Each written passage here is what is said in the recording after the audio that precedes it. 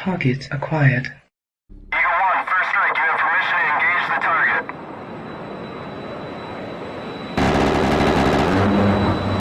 Warning: the following video contains explicit language which may be offensive to some viewers or inappropriate for children. The content within this video is intended for mature audiences only. All right, folks, welcome. How are we tonight?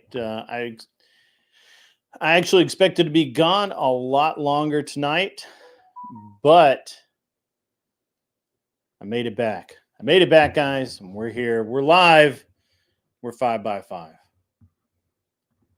If Lindsay comes in here, tell her I'm in the Raging Tomatoes live stream. Okay. Why would I do that? What's up, Shiesty Films? I see you up there, man. I see you. Let's see who's in here. We got 13 Bujakan in here. We got Shiesty. He's from the whatever Discord. That's cool.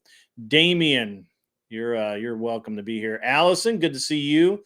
The Vengeful Truther. Let's fucking go indeed, sir. Logical Spark may or may not be here. Glenn Lawrence will be here live on screen in about 10 minutes. Mikey Balls, yes, sir, we made it happen. It ended up being kind of just more of a social, and I'm not really a social person, so, it wasn't my scene, wasn't what I wanted to do. And so we're just going to have a great, time tonight. Anyway, we're going to dive into a bunch of different things. Not in any particular order, but we have to talk about what's going on over at the Daily Wire. Glenn and I were talking about that earlier, so it's going to be a great subject to talk about tonight. It's going to be good. We also am probably going to lead off with all of the stuff that's kind of swirling around now that we're in between the transition period between Biden just kind of, not knowing where he is as normal. Hey, Michelle, what's up? Good to see you in the chat. Michelle is one of our top mods. As a matter of fact, I'm probably going to make her. As a matter of fact, I'll probably do it right now. Going to make her a managing mod because, well, guys, we lost a mod. And, it's a sad day. But that's how things go. Unfortunately, I can't. We can't always predict how people are going to behave, and so I have to remove you as that. Okay. And then we have to do this again. Whoop, that's the wrong button. And then we have to do this, and we have to do like that. And then we do this, and just like that, Michelle is one of the managing mods. And we don't have very many of those. Joe Mobley, I'm glad you're here, sir. I wanted you to be here. I needed you to be here. And here you are, sir. Excellent. Joe Mobley, if you could, sir, if one of the mods could please get Joe Mobley the link. Let's get him up here. We're gonna start off with Joe Mobley. It's so great that he showed up. It's like, it's wonderful. Wait, why are you not a mod right now? Why are you not blue? I got to do this again. Let me do this. Oh, there we go. Now you got it. Oh, that's not no, dang it. Give me a second, Michelle. Give me a second.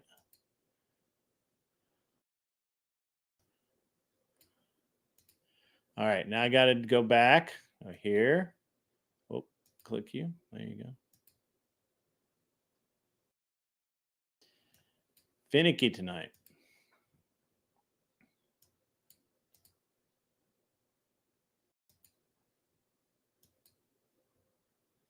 Yes, there you go. Michelle is now a managing moderator, ladies and gentlemen.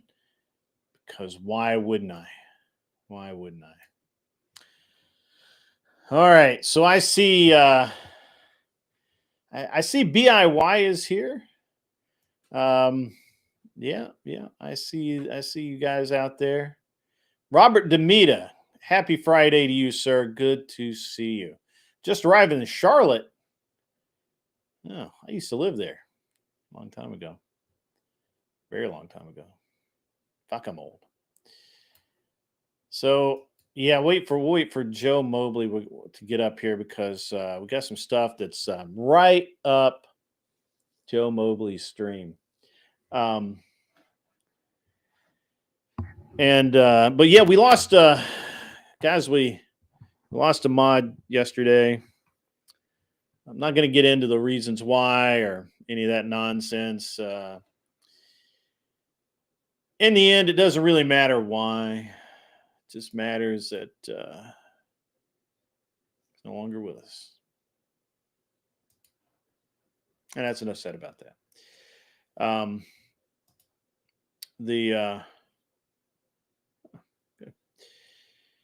At the end of the day, we will be punished for our kindnesses, as they say. We will be punished for our kindnesses. All right. Who's Wendy? Why am I not seeing someone's chat?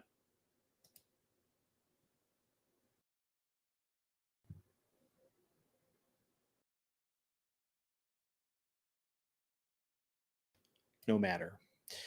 All right, guys. So it's been an exciting few days for me. You know, guys probably didn't see it, but I did set up the camera. I've got the camera set up, the sound set up. I got everything ready to go to do the my airplane stream in my garage. So that worked out. That's actually working out better than I had hoped for, and can't tell you how happy I am. The there's a lot of stuff been going on. You know, I got into it with MB last night again, Millionaire Bachelor. Got into it with him again on VO Pod. I believe Shelby is still at training. He should have about 3 or 4 more weeks. Mike Ball over on VO Pod, Jake's show, and it's just, you know, just because he's a liar, Mikey Balls, he's just a liar. You know, you can't. I just honestly I can't deal with liars. You know what? And I get it. You know, look, everybody's lies, whether it be a lie of omission or an error, or you just did not, you just didn't want to admit something or whatever. But intentionally lying over and over and over again is it invites a very specific reaction. You know what I mean? Like, it invites people like me to get involved and to say something. But yeah, he's a total low-cal. He absolutely, you can't take him seriously. Like, it's very funny. And you know, it is what it is. It is what it is. We had a great show yesterday during the afternoon. We had Mikey Ball's crew in here yesterday. They behaved themselves. You know, it's interesting because you know, usually you would think of the biker crowd as being a rowdy, you know, kind of obnoxious crowd. But I tell you what, man, every time they've been in my stream, they have been awesome. Awesome. Make great comments, make great observations, and they're just a fun bunch of people to have around. So, you know, it's great. Yeah, it is really great. You know, So yeah, Robert, they were all chill, and even when even when we talked bikes for several minutes, and it was fine. It was great. So I did have a holiday party. It is holiday party season, ladies and gentlemen, and I know that many of you out there are going to be going to various functions. And I want you to know that you gotta be careful out there, guys. Gotta be careful. You'll get sucked into a secret Santa faster than you can blink.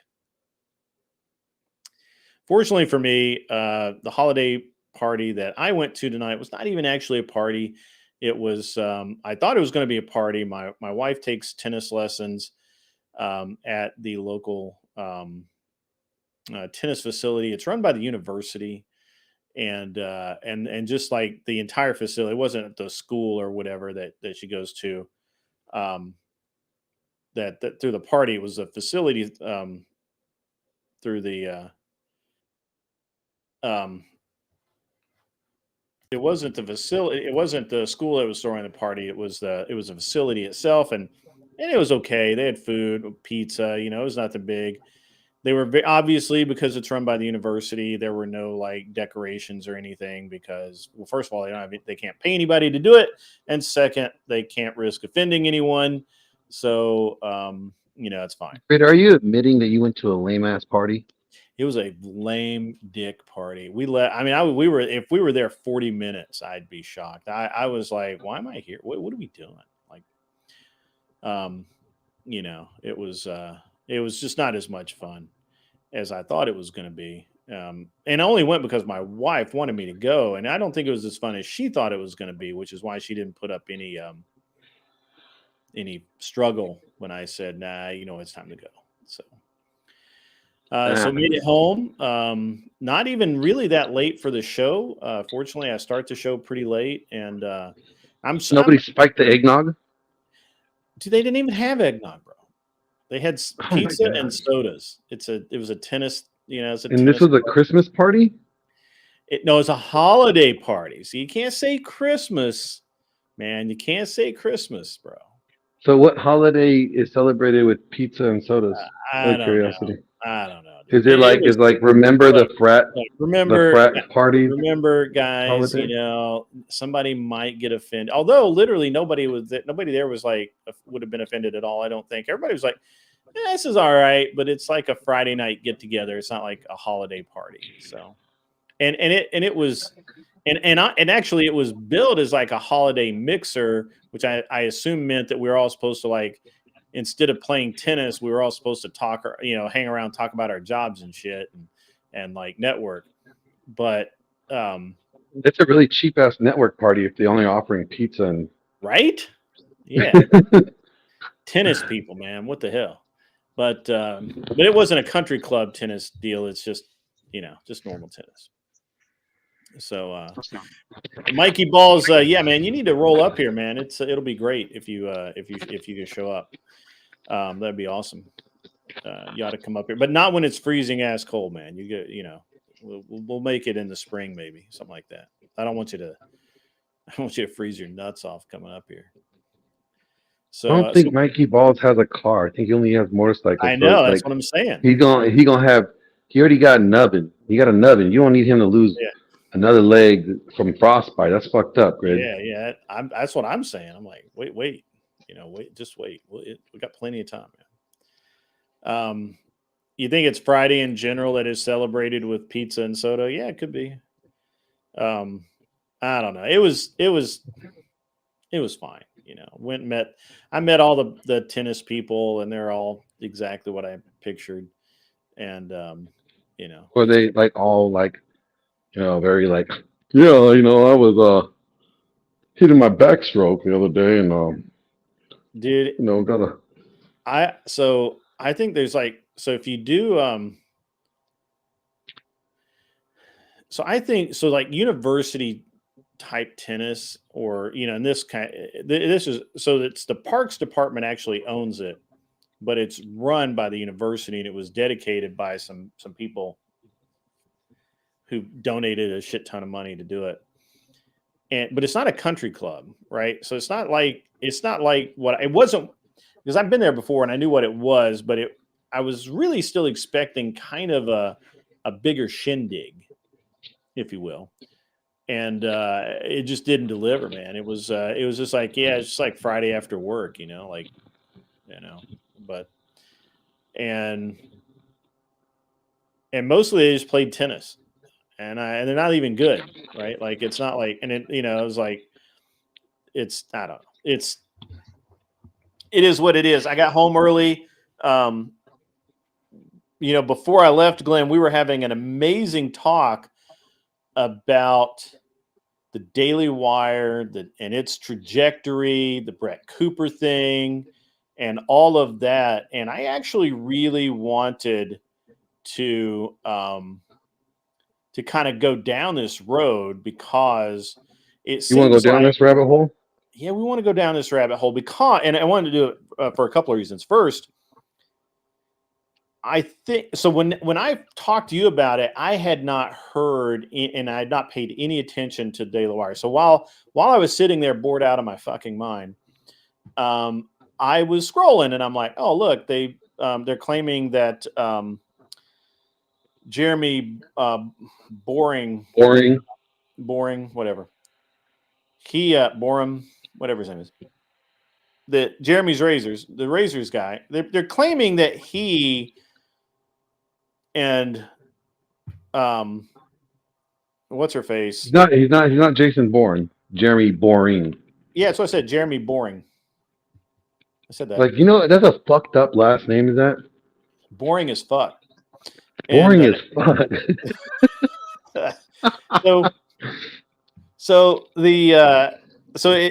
The rumors is that he's the one that blows up all of these deals, right? Like he is a hothead, he's got an ego, which I can totally see, right? Like, I mean, he doesn't have quite the ego I do, but he's working on it. I have faith in him.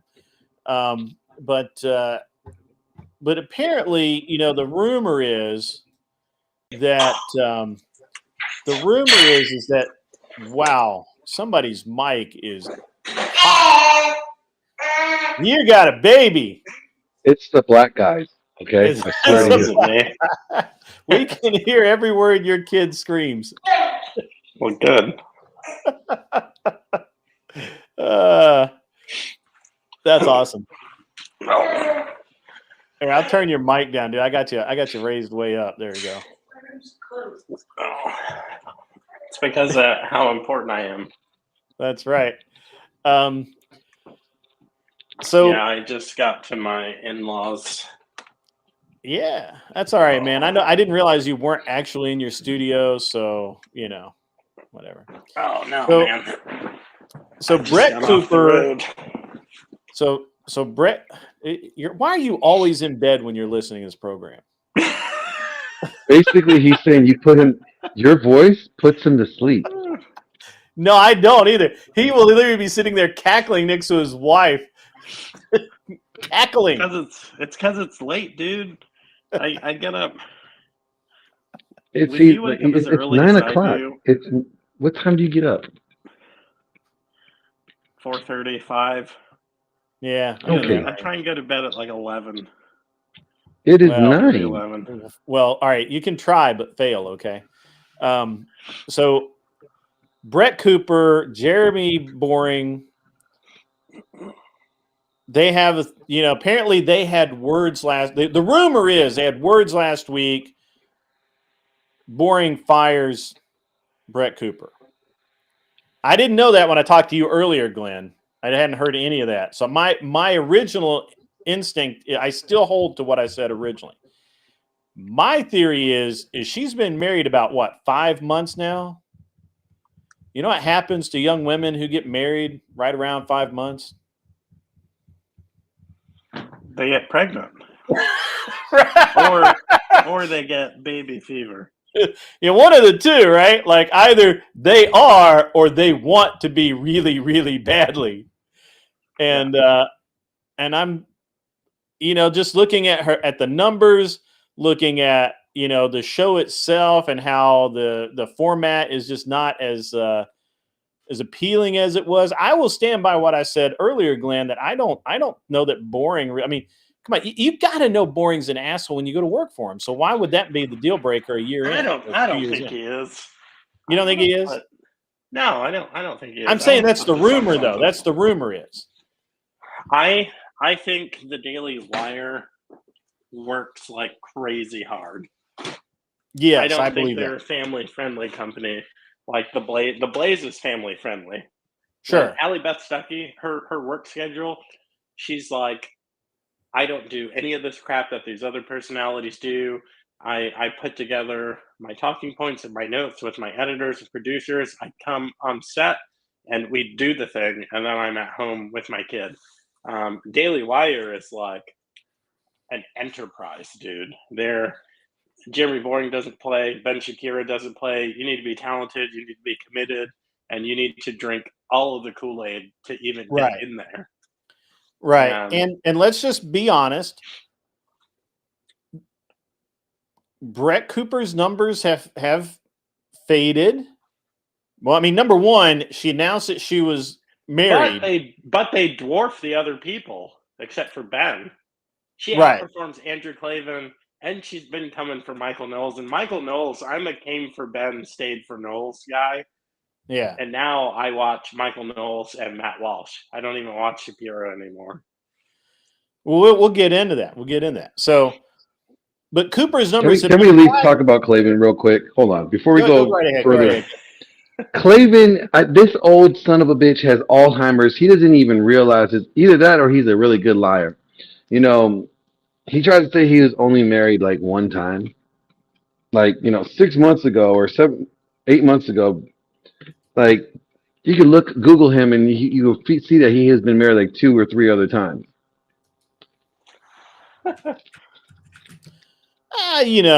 Details. You can Google me and see that my net worth is 4.3 something million. I can tell you guys, unfortunately, it's a lot south of there. It's positive, but it ain't 4 point whatever million that Google said. I don't know where they get these numbers. Yeah. Nowhere near that. I don't know. It's got to be true. That's Grid's net worth. Grid's net worth is that 7-8 figure ball. And let's leave me out of it tonight. So I just think Cooper's numbers were flagging. Her and let's just be honest. It's because dudes tune in to see her shake her butt, what little she has of it. Brett Cooper? And fast. Talking about Brett Cooper? She don't shake no butt. What are you talking about? Yeah, come on. No booty shit. Come on. All right, look. Let's like the people that tune into Brett Cooper are just like closet gay for Ben Shapiro because because they look alike. Man, you had to go there. That's funny. That is funny. I'm just saying. Come on now, you all thinking it. You were all thinking it. I was not thinking that at all, and now I can't stop thinking that. I don't think anything nefarious. I think it's one of two things: either what Grid's talking about, a business thing, or the numbers were weighing. I don't think the numbers. I think like her numbers. I think her audience is different. She is not the vibe of the Daily Wire. The Daily Wire is very prestigious. It's not mainstream media, but it's like read books and have a study and smoke a pipe, not a crack pipe. You know what I'm saying? Yeah, like a gentleman's pipe.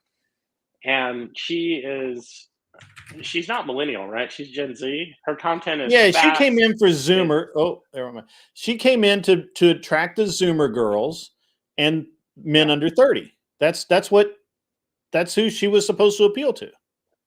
Look, this is what happened. She decided she was going to do conflict.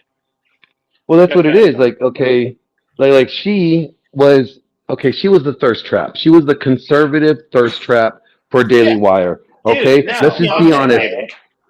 Okay, she is that. The girl that women like Sarah Gonzalez. That's a thirst trap. Yeah, but no, like she is like the conservative, both things average girl thirst trap. Yeah, like she possesses the characteristics that.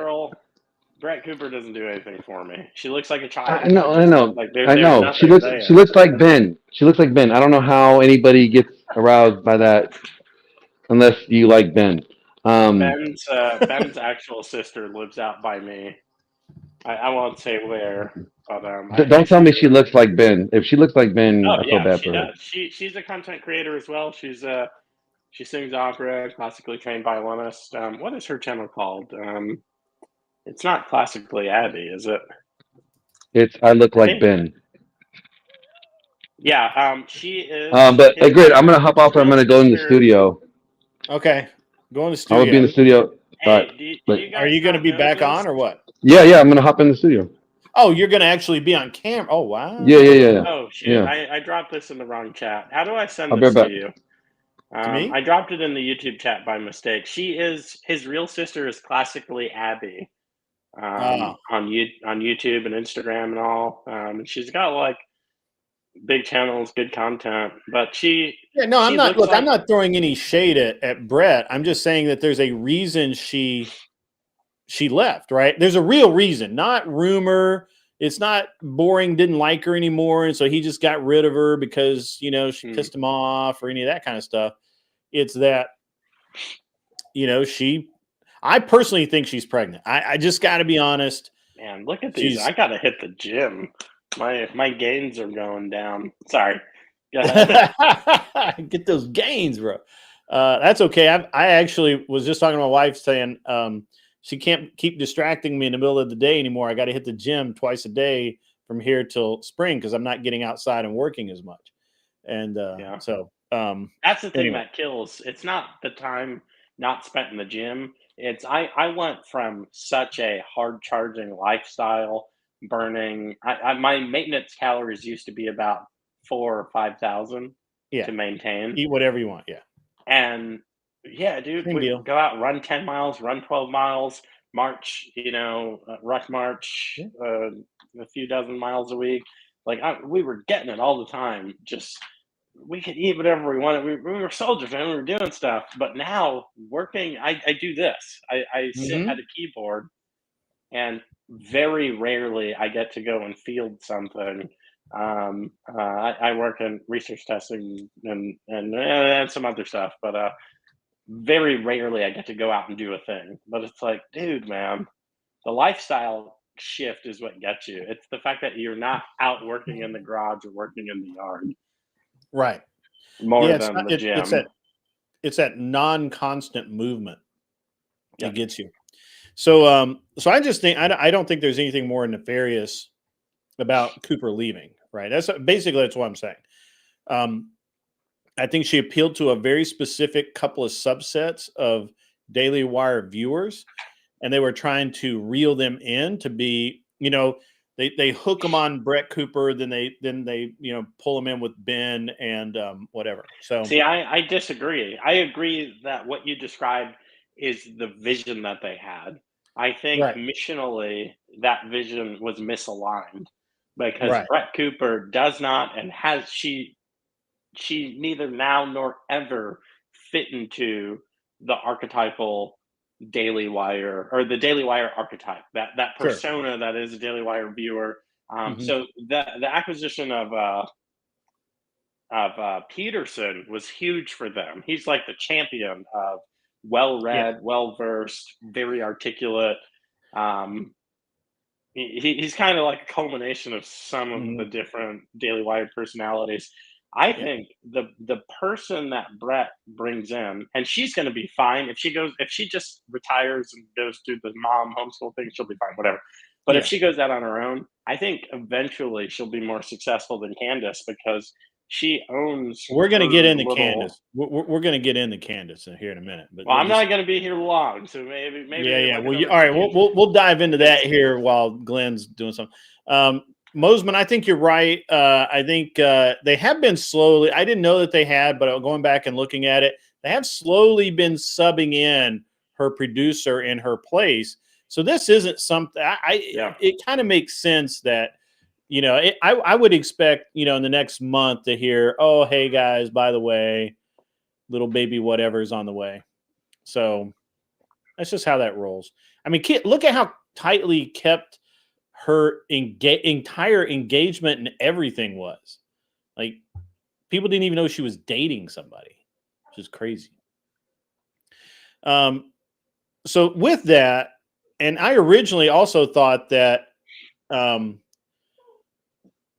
feel like that the Daily Wire resets itself. I don't know, it kind of shit, because what Glenn's original question to me was, did I think that they were shedding women? Like, they got rid of Candace and now they're getting rid of Brett. And would I think that they're just they didn't get rid of. I think both of these women left. Right. I think Candace left. Candace turned. Oh yeah. Well, Candace anti. Yeah, Candace, her contract was up. They didn't really have any more documentaries for her to do. She didn't really have. She's not really. Candace was another one that just doesn't fit necessarily the dynamic of the Daily Wire. And I agree with CT. I agree with CT all day. And Candace is catty. Candace is not the highbrow. Again, the archetype and her strong suit was going onto the college campus tours, right? And once those were over, what were they going to do with her? She can't sit there with. Here's what's telling about Candace. Do you realize when it's that dating advice? Hey, these relationships keep going bad, and the common denominator is you. Do you realize that she was a Prager personality and a Turning Point personality? Yeah, I do. Yeah. That's exactly what I'm saying. No, you hit it exactly. You're exactly right. If she hits Blaze, then she will have run the gambit. Right. No, you're right. Yeah, no. And I just think that they kind of ran out of things for her to do, and she wasn't going to. And I think she knew that she's not going to sit down across from Jordan Peterson twice a week and talk actual politics. Could you see that? No. Is she going to sit down with Matt Walsh and talk like actual issues a couple of times a week? What show is she? The one time that she did backstage with them, it was so awkward. Where they do the cigar lounge, they have the cigars and the brandy and the bourbon or cognac or whatever, and so they do it for like election nights. But they also they do an event. It's either monthly or quarterly. It's called Backstage, and it's all the Daily Wire personalities. It's a late night show. And they have a studio that's like a cigar lounge, and charcuterie and she was so awkward on the backstage. It was unbelievable. Well, she was really awkward. It was funny is that she was really awkward on whatever. I mean, she was totally at home with the hookers on Fresh and Fit. John Bozeman, right? That's. I mean, he's not wrong. I mean, that's exactly what I'm saying. It's hard to appeal to your core audience, when you are knocked up and wiped up. So, and so I think that she used the Israeli thing as an exit strategy, right? Here, I'm gonna get. Oh, never mind. When my wife is back, I'm gonna get a live poll and just ask her, why did Brett Cooper leave Daily Wire? Okay. And just see what her off the cuff response is. Yeah, don't let her listen to any of this. So she's not. So they so I don't know if you saw it yesterday because you were probably busy doing like real stuff. I didn't see it till this morning. But Candace, because the only thing I think that Candace can do is make documentaries about stories that have already been answered, and she just casts doubt on those original answers. I hate to say that because I like Candace, but I just don't think that she does anything. So you think she's a version of a female Joe Rogan? Because Joe Rogan, one of the things he always says is, "Isn't it interesting?" Da da da da da da. Right. Yeah. Right. And so yesterday, which I watched today, listen to the whole thing, is about this sailor. Supposedly, I don't know. There's no fact checking involved. There's no like documentation that they showed, other than some standard newsreels and things like that. But supposedly, this guy was a sailor on a ship, that was attacked by Israeli forces during the 6-Day War. It was a spy ship. And he even says so. Yeah, it was a spy ship. It was manned by the CIA. We had NSA on board, which, by the way, I'm not sure we had NSA in the Korean War. I have to look that up. I don't think the NSA was founded until after the Korean War because of the Korean War, but I could be wrong about that. It's very hard to tell when, these security agencies actually start, right? But at any rate, I don't think the NSA existed, but he claims that the NSA and CIA were on board, and they had all kinds of radio equipment. They weren't allowed to, there were effectively 2 crews on board, the spy guys doing their radio crap, and then the Navy guys who ran the boat. And they were attacked by Israelis. They were nearly sunk. There's a lot of claims for all of this, and it's been investigated many times. And he says that they only investigated it for 7 days, which I believe was the initial finding, but I think it's been investigated like 8 or 9 times since. And the interesting thing is, Ben Shapiro actually did a story on it a couple of years ago, I think, where she played a clip from it where he talks about, hey, yeah, everybody always brings up this friendly fire incident. It's been investigated on both sides as to what happened, and all the documentation there is will lead you to believe that it was a friendly fire accident. The Israelis thought that the ship, which was not supposed to be there and which had a massive amount of SIGINT coming from it, signals intelligence. That's the radiation from all the antennas. They had a significant amount of that coming from it. The Israelis assumed it was an Egypt. It was a ship that was feeding the Egyptians information on Israeli movements and targets, and so they lit it up hard. They lit it up hardcore. I mean, really hardcore. And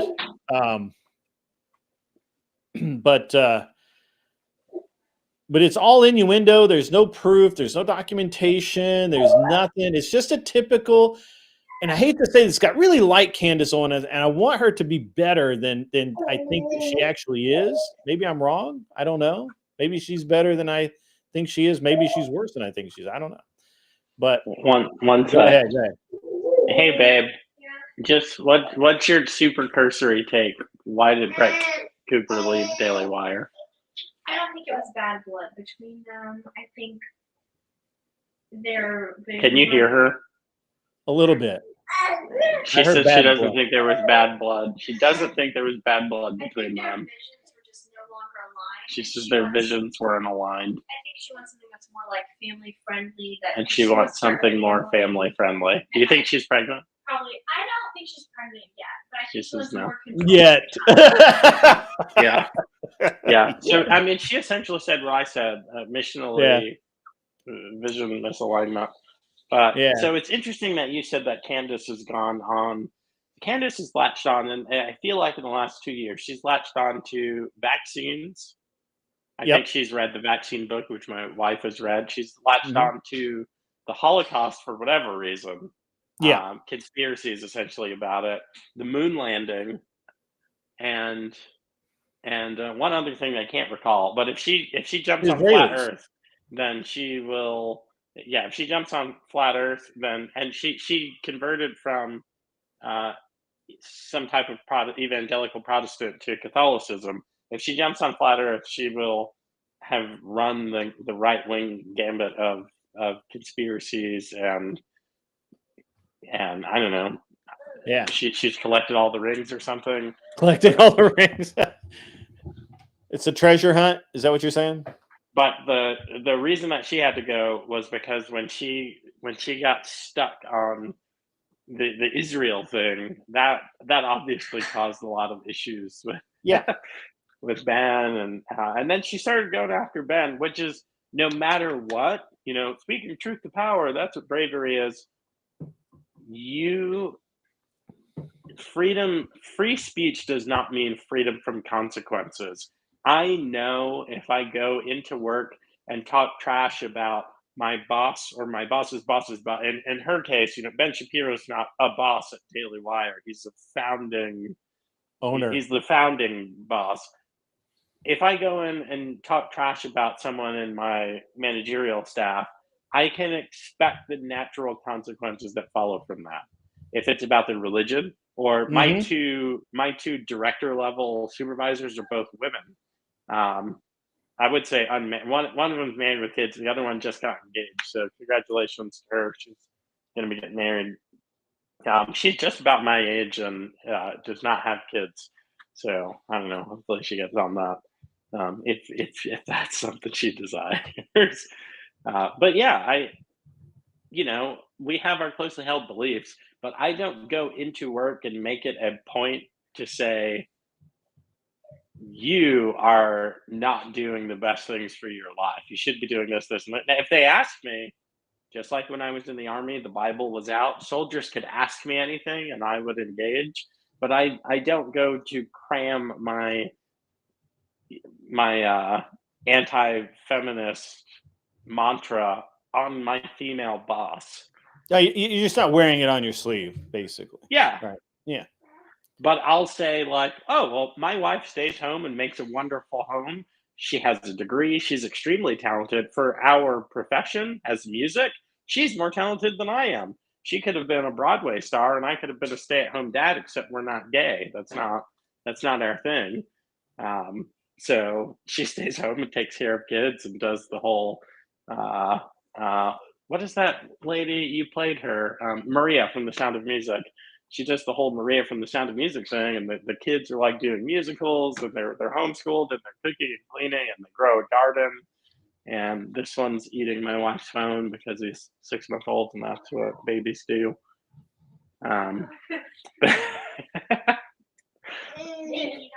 Yeah. So Mosman says that Candace didn't really say crap about her boss. Well,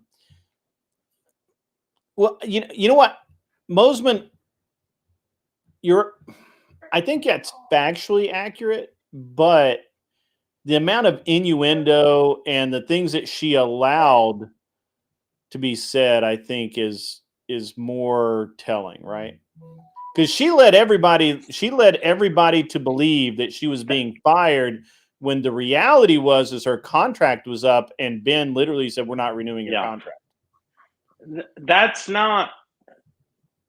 I want to say that this isn't true in fact, but also in spirit, because she did say, while she was still under the Daily Wire umbrella, she said a couple of things like, I'm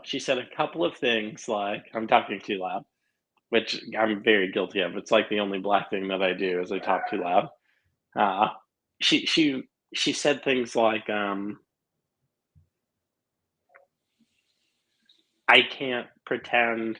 Oh man, she tweeted some things and she said some things. One of the tweets was about how Ben Shapiro and the Daily Wire worship the almighty dollar, and she's not going to pretend to be conservative and for faith. She had the hot mic incident, remember? When was it a hot mic, or was it a highly orchestrated production? I mean, so here's the thing, and look, again, I like a lot of what Candace says, but the actions, you're right? Like she did the same thing at Prager, she did the same thing at Turning Point. It's just she's catty. Yeah, I agree with that.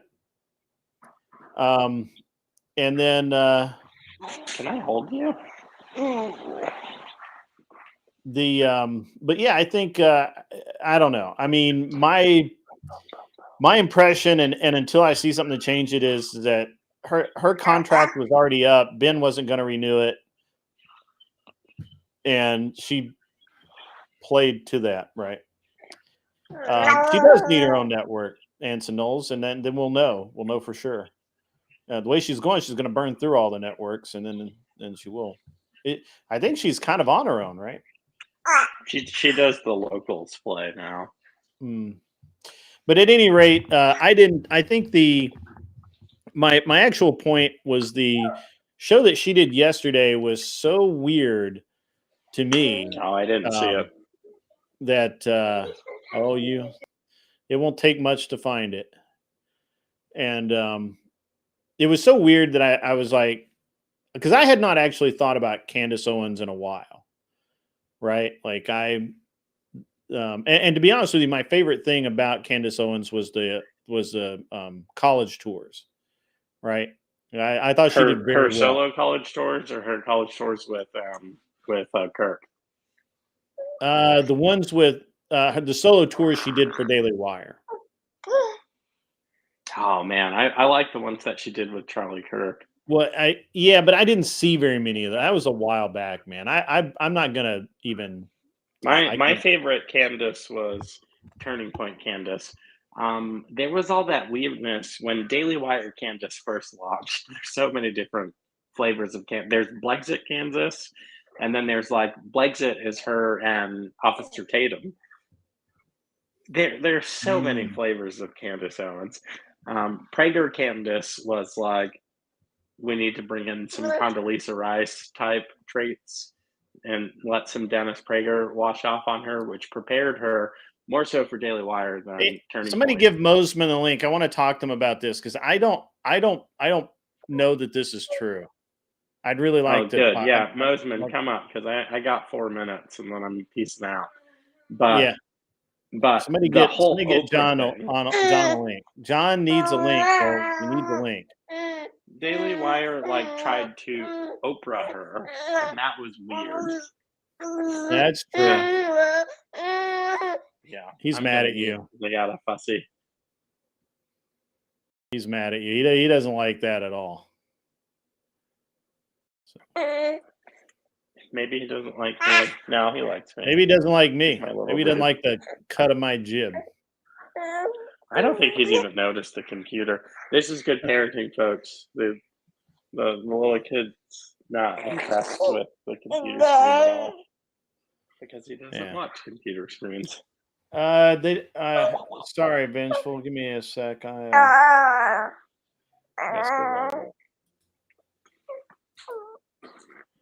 If the thing that you wanted to ask me about was it's mostly the Candace thing. There was another thing too, but I forgot. But so yeah, I can't talk about the other topic. Yeah, because you didn't watch it. See, I assume that you would have watched it. I'm actually not allowed to talk about it. I've been because it's been in the news a couple of times. And you know which ship I'm talking about then. Yeah, well, what I'm allowed to say about it is I've gotten specific instruction from work, wherever that work is, because they know that I'm a content creator and talk about these things. And this has been in the news twice since I've had my show, and I got emails and a couple of other things. Oh, this is the third time, all 3 times. Like, hey, yeah. So I don't have anything to offer on that topic at all. That's okay. Well, then I'm just kidding. How have you been, man? It's been I haven't seen you on in a few days. Are you disappearing again or? No, I was gonna, Samantha and I were gonna do a show last night and had a really good thumbnail too. I feel it's almost a bummer. Can I pull it up? Can I send it to you somehow? Yeah, you can put it in the back chat or you can throw it to me in Discord. I'm the worst freaking at technology. Grid, there you are. Which is really weird seeing as how you use it all day. It's really weird for a lot of reasons. But yeah, here I want to know where Glenn is. I just sent it to you. Pull that up. Look at that. That's funny. I do want to say something about this. This situation doesn't smell right at all. I still believe, like we spoke about the other day, I still believe that the guy was a professional. And no way it's this trust fund baby Luigi that they're pinning it on. He doesn't even look like the guy. We have picture and video. The guy, he doesn't look. Yeah, exactly. I love my wife is just as conspiratorial as the rest of us. I love it. Hey, dude, what is on your face? What is this? A pepper? Oh, you don't want that. Yeah, this looks like red pepper. I'm glad that didn't go in his mouth. You're giving Anson Knowles baby fever. Anson, you should have baby fever because babies are awesome. Have all the babies. Marry the girl. One girl. As many babies as it takes. Yeah, are you going to be the last Mobley baby? I don't think so. I think mommy wants another one. Make more babies. My wife's holding up a bag that says, make more babies. Yes, ma'am. Yes, challenge accepted. You got everybody. All right, you can peace out. Guys, I'm gonna leave the kid. Out. You leave. Leave the kid. Can you leave? Can you say bye? You can't say anything. You don't talk yet. It's good to see you going. And a little bit of, just a little bit of rum, a little bit of whiskey on the gums. It'll be good. I wish. All right, I'm heading out. Bye, guys. See, was gonna tell him good night. Mosman, how are you, sir? Good. How are you? I'm good. I'm good. I'm really interested to get your take on this because I don't think that I don't, as a conservative, I don't have any particular love for Israel at all, and I find most of what Owens has to say pretty annoying and kind of disgusting, honestly. Well, and I think you don't have to necessarily fit in one corner, right? This is kind of what happens is you can say this about this group or this organization or this individual, and you can say this about this group or this individual, and you could not necessarily have to have this thing where if you're one for one, you're for the other type of thing. So for me, I've always felt like Candace Owens was someone who was always about the chasing the grift. You know what I'm saying? Like she's definitely a grifter. So that's what we were talking about. Right. You know, she started out at PragerU. Well, but even before she started at PragerU, when she made the video about coming out, that was all about. It was all AstroTurf, the way she came onto the scene, and then people like, oh wow, agree. This is a base black woman, you know. Yeah, Nosman, I tell you, that's why when she started saying all that stuff about Ben and going after all of that, I was like. But I do want to make sure this is understood, and that is that first of all, she was doing things where whether you like it or not, and I think I can totally respect why someone like Ben Shapiro wouldn't like some of the people she had on her show, right? Because she was like Kanye, exactly, Glenn, yeah. And she was going into this kind of sphere, right? And she was talking about things. But really, where her issue with Ben really started to come out, I think, is when she started having that Rabbi Shmuley character on her show. And I never saw that. He and her had this back and forth. And he went after her with everything. And it became pretty clear after like a couple of weeks after that, the person that had the hot mic was Ben Shapiro, and he was talking about his feelings about her. And then he would put something out there about some of the things that he was thinking, you know, and it was a non-passive, it was a non kind of directive, passive aggressive attempt to try to like make a comment her way. Now she was talking about issues that she thought were important, which people like Ben Shapiro are not going to agree with, right? Whether you agree with him or not on those issues, whether you agree with Israel on those issues or not, are immaterial. But she had these issues, and as soon as she started becoming more and more open about that stuff, and you had people like the Rabbi Shmuley character going out there and calling her out and saying, everybody that's in the tribe has got to kind of shun you and all of that. Whether there was a contract issue in the background, we don't know, right? Like, we know that there are people like, and that's why even though I tend not to like a lot of the Daily Wire, I do like some of the people on there, but I'm fair to the Daily Wire. So like, for example, like with Steven Crowder, when Steven Crowder was, everybody, I think anybody knew what he was doing when he was trying to basically create clout and create, incentive for people to go to the new mug club type of thing by using the Daily Wire thing, right?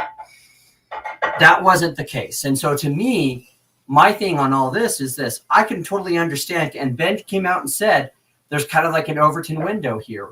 And that's fine if you want to say that. And he's not alone. He's not the only conservative organization out there that would say, hey, look, you can say this, but when it comes to being critical of Israel, you can't be a part of this. And he wouldn't be alone in that. He wouldn't be alone in being the only media organization or conservative organization out there that does that, because that's the one like tendency that a lot of conservatives, especially if you tend to be on the neocon side, you tend to back Israel. So there was a lot of different things happening at the same time with the situation. Does that mean that I don't think she was saying some things that were based? I think she was saying some great things. I also think there were some things she was saying. Yeah, I mean, I really wanted that were completely off guard. And I also understand why Ben Shapiro felt the way he did. I totally do believe, though, that Ben Shapiro and others were pressuring Jeremy to get rid of her, because this is a part of this. Is like he said, this is, and if he would have said this himself, nobody got rid of her, right? Like that's the part of the story that this is where the story falls apart for me. I think they responded back to the Is this better? No, you happier? There you go. I think what happened was, like, when it came to renewing her contract, they were like, we don't like what she's doing, so we're going to offer her less money, right, for the renewal. I don't even think there was a renewal on the table, though. It's either wasn't a renewal on the table, or they lowballed her and let her just make the decision of like, all right, I'm leaving. Yeah, I'm worth more than my this. perspective, which is why I think has happened with also the same thing with the Brett Cooper situation, because when you look at the stats, she was pulling in some views like that were like equal to, in some areas, bigger than Ben Shapiro, and so I guarantee you she wasn't getting paid as highly as Ben Shapiro. Hold on, let me finish my thing about Candace. We'll move on. We'll move back to Brett. But here's the thing with Candace, and this is really, there's no need to really overthink it, right? Like, I really wanted to like Candace Owens, and I do like a lot of what she says, but in every instance, I agree with CT. I think she's catty, she holds grudges, and she kind of goes out of her way to be a little bit of a pain in the ass, which, hey, that's her, right? That's her style. Is cool. It's no problem. But I think she ran out of things to do at the Daily Wire. There wasn't another documentary film that she could make, like the one about the guy, the two documentaries that she made about the dude, the deletion dude. You know what I'm talking about? The buried people in cars or whatever it was. Yeah, I know what you're talking about. Yeah, there wasn't another one of those that she could do. The campus tours, she'd already done a year, 2 years or whatever. And she was butting heads with basically everybody at Daily Wire, right? But the importance of understanding why she was butting heads with them, I think, is important. No, I don't think it matters why. I mean, I do. If I know, if in my workplace, all right, I was when I managed people, I told people, look, and I was a little bit different. I said, look, man, I don't care what your politics are. I don't care who you are. I don't want to hear it here. Even if you agree with me, I don't want to hear it. So right. But we're talking, there's a difference between a job where your job is like, say, whatever, it's diagnostics or it's customer service. That's a different situation. Like, obviously you don't go to McDonald's to hear political positions. However, this is a media / punditry type of business, and there's an image that must be withheld for that. Well, and that's what Ben Shapiro was talking about when he was talking about the Overton window and saying, look, we believe. Now, this is where I have problems with Ben Shapiro because, again, you can be free speech up until you say things that I disagree with, which is anything that would be critical of the government of Israel, which, by the way, again, this was in a place of employment. This isn't where you have free speech. Well, but see, here's the thing, though, is again, without knowing their contracts, without knowing what stipulations, because there could be things that were put in the contracts that we don't know about. Yeah, sure.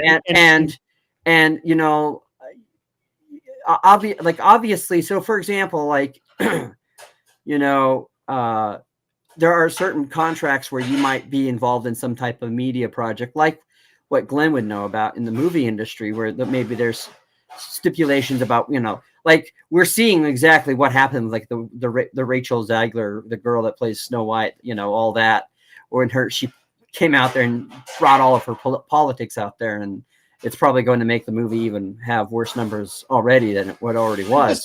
Look, I get it, man. I get what you're saying, but here's the thing. You're working with people who have strong personalities as well. Yes, you are. And at the end of the day, if your boss says, you know what, you can talk about anything else but this, yeah, then that's what you do. Right. And again, we don't know what the terms of the contracts are, or if that was. I don't even know that it matters what the terms of the contract was. If Ben is your boss and he says, I just don't want you talking about that in our image, right? Like, we have an image to project.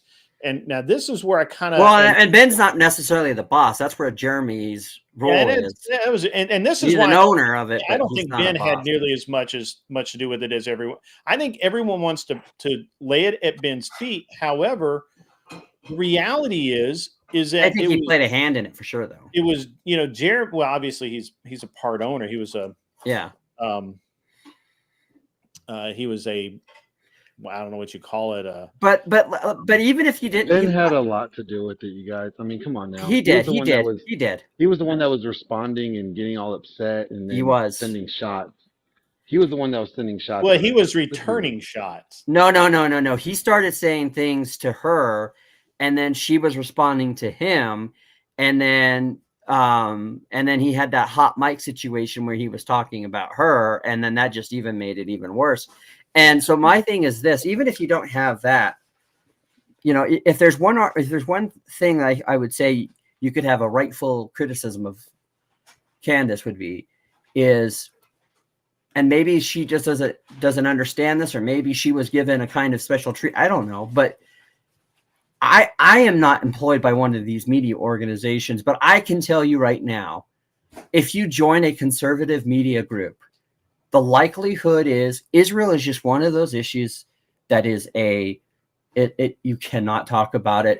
Even when you're talking about the government, or you're talking about the problems of the government, not the people, the government, that comes off as the A word. And there's a lot of different aspects to that. So, you know, I don't know if she was trying to push, and you could maybe make an argument that she was trying to push the limits of things. I think her contract was up, and I tell you what I said at the time. We all knew her. Well, we found out that her contract was up, and that there was no renewal clause. It was purely merit based.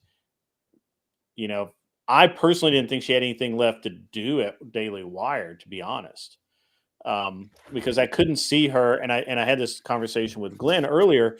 I couldn't see her sitting across from Jordan Peterson twice a week, or you know, sitting down across from Matt Walsh and having a deep philosophical debate over anything, right? Well, in that regard, she probably was out of ranks or out of league. And they were out of there were real, you know, that there wasn't another documentary on the horizon for her filmmaking projects.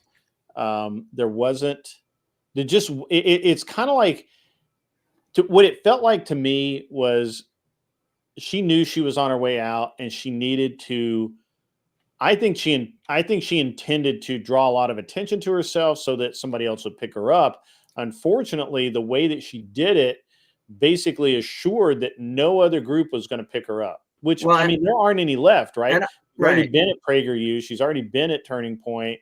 Right. She's already been, you know, she's already been everywhere you can be. Well, and that's where I think too, where to me, I think she actually had a moment of conscience when she was dealing with some of these issues, and she said, "Look, these are some hot topic issues, and I really don't, you know, and I'm going to talk about them." And then maybe there were meetings that said, "Hey, these aren't things we want our staff to talk about, or anyone in that's a personnel here at DW to talk about."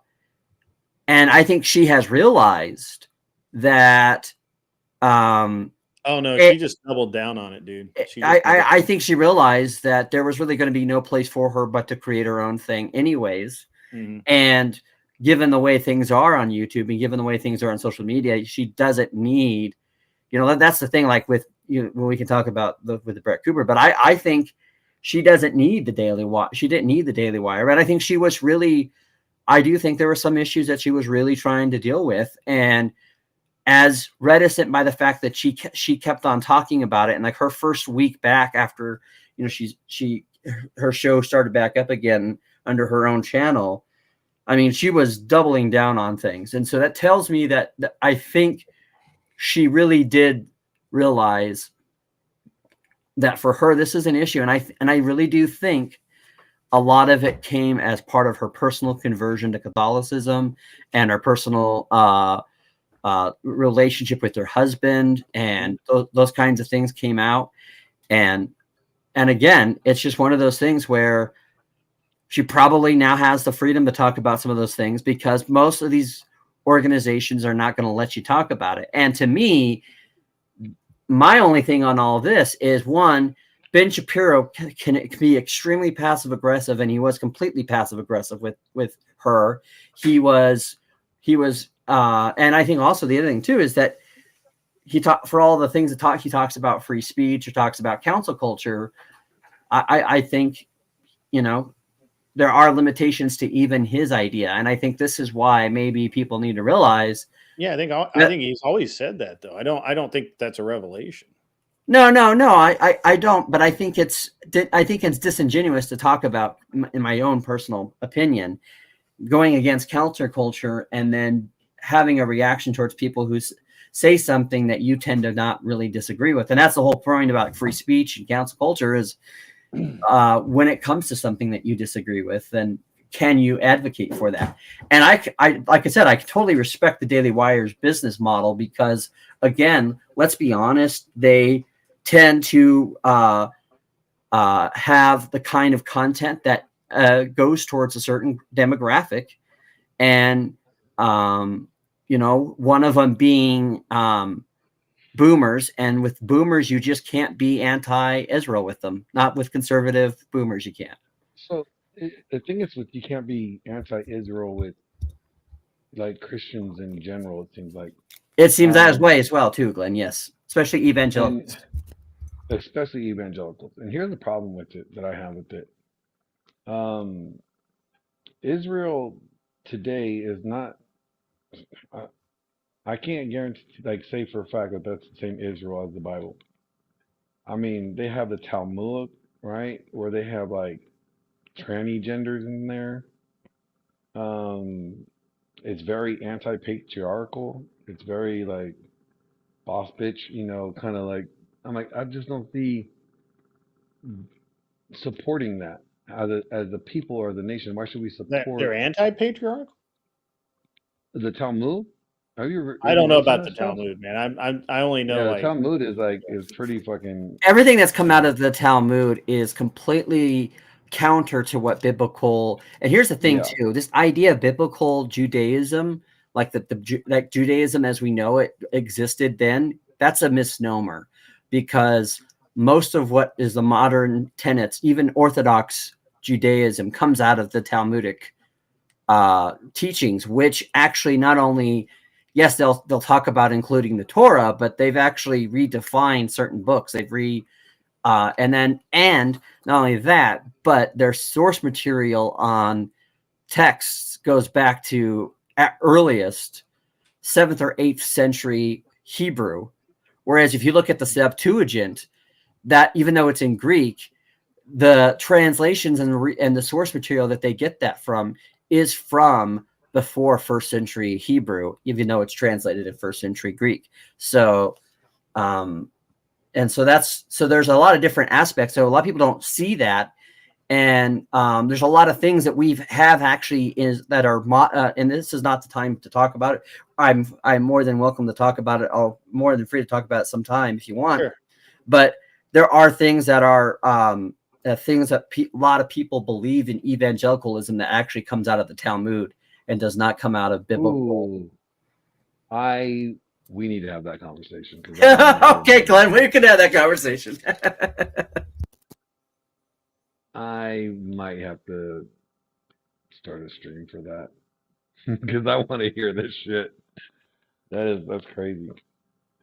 Because when you say that, I could see elements, but I'm wondering if that's me like stretching. So that's all well and good, but the thing is I don't see the problem I have, right, is I've watched Shapiro get insulted about being Jewish. I've watched him, we've watched that live, right? And he doesn't have the same reaction to those people as he does with when Candace does it. And the reason for that would be because she's an employee. Like there's a boundary there. There's a standard. And we all talk about we have boundaries and standards. Right. That's his. And that's okay. Right. And right. her contract was up. Now, if her contract hadn't been up, he never fired her. He never went and said, "You got to get out of here. You're done." Yeah, that was not. Well, wasn't there like a billboard? Like they were sending shots at each other. Shapiro made a billboard. Yeah. With the picture, like there was definite, foul play going on. Like, why not? Or there was bad blood. There was, and then he did say he did lie, and he said, "I want to do a debate with you," and all that time they were in the background getting ready to do a cease and desist. So again, whether he had a right to feel the way he does, I'm not going to judge how he feels about the situation, but his actions tell me. Yeah, his actions. His actions tell me are that relevant. I'm talking about his actions. Yeah, his actions were that. I think his actions showed us that he was being two-faced about the situation, and he was wasn't being forthright. He wasn't being forthright. I have the exact opposite opinion and observation. I think he was absolutely forthright. I think that when he said that I'll be glad to debate you anytime, he may not have known. We have no way to tell that the company was preparing, or the lawyers were preparing a cease and desist or whatever we just assume a lot. We assume a lot, right? Like, and this is my problem with this. What I saw. But what I saw was Candace being a jerk live and going out of her way to do so, which is something she did literally with every other employer. The problem is I don't have a record of Ben being a dick to everybody that he comes in contact with any more than necessary in a debate.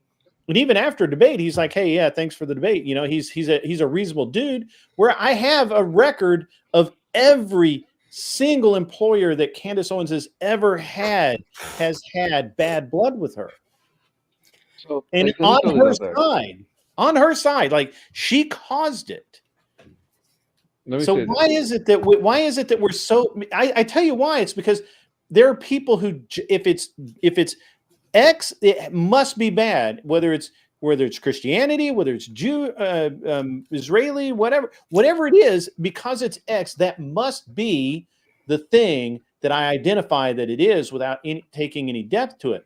I just said, I'm just saying, I want to like Candace Owens, but every time I try to, there's this. I'm not a Candace Owens apologist. Yeah, I'm not either. And I think she's the Black Karen. But you just were apologizing for it. You were just I was not apologizing for it. No. Ben was in the wrong for. Okay, all right. What were you saying? Calling somebody out for the bullshit is calling somebody out for the bullshit. I'm not apologizing for anybody. Here's the thing. Like you said, it takes a lot to assume. We're assuming a lot. As you know, we are assuming a lot. We're on Ben's side because there's not enough documentation, right? I could say the same thing about the opposite. You're assuming a lot to assume that Ben, as the owner, doesn't know what what's going on in his company. Like what I their think lawyers are going to be doing. Ben is still second to Jeremy, and I there once again we have a track record there of Jeremy Boring doing things without necessarily letting Ben and Matt know until he's already done them, basically. But that's because that's his role as he has that ability. Right. Well, so you admit that, then by that logic. Like this is what I mean by that. He's the scapegoat for them. Like, but that's not a scapegoat. If he's literally doing something without their knowledge, that's not a scapegoat. Now he does things obviously, and if you've ever dealt with any type of situation where you have if it's like an owner versus kind of like a president of the company type of situation, there's no denying that everything that Jeremy does, he doesn't tell Ben about. Of course. Well, that's obvious, yeah, for sure. That doesn't mean on the opposite side though that Ben is clueless to every decision that's made by Jeremy. Sure. And so my thing is but when you criticize Ben for saying, let's debate this, I'll be happy to debate this with you. Right. And when you the whole time he knew, but he may not have known. And in all actuality, it seems like he didn't know, because in that video that we're talking about where he says, I'll be happy to debate you, I think that's like one of the few that I watched, he doesn't look like he's being snarky or anything about it. Like he really looks right. Now he's a really good lawyer. I will give you, he's a really good lawyer. He could be super deceptive there, and I could just be completely fucked up on this, but because he is a good lawyer. Well, when I was over there with Pearl, right? I watched Michael Knowles take things twist things that I'm saying off camera and then saying it on camera completely different than the way I framed it. And like he did that with Andrew too, didn't he? Did he and Andrew actually have a conversation? No. Referenced a part where Andrew was. Oh yeah. Exactly, out of the video. Yeah.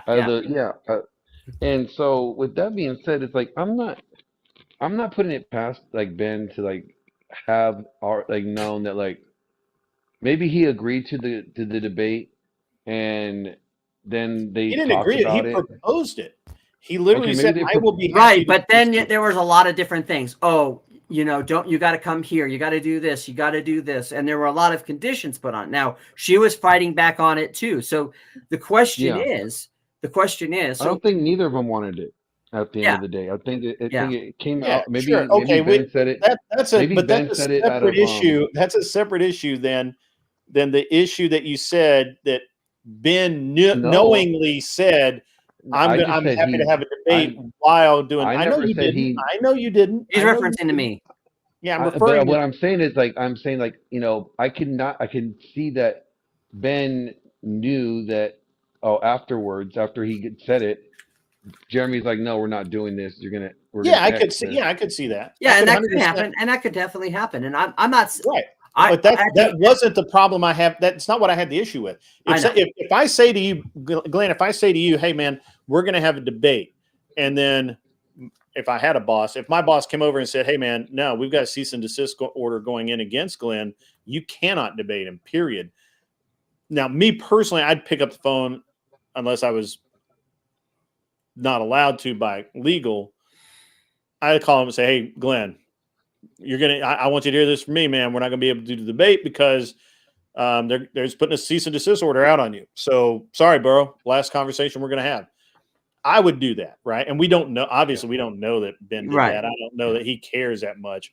To be honest with you, let's just be honest that Ben has a very specific personality, right? Like, and he may not be capable of thinking the way that I think on that, right? I mean, I don't know him, right? I mean, at the end of the day, what we can do is we can look at what's been said, what has been done. We can take these actions, and all we have is our best judgment on it. Now, I would argue that anybody that wholeheartedly takes stock in one thing or the other without having all the facts, that's a person that probably, that's not something that I think is a good thing. But I can tell you why I believe that. I think that even though they said all these things, they were doing other things in the contrary.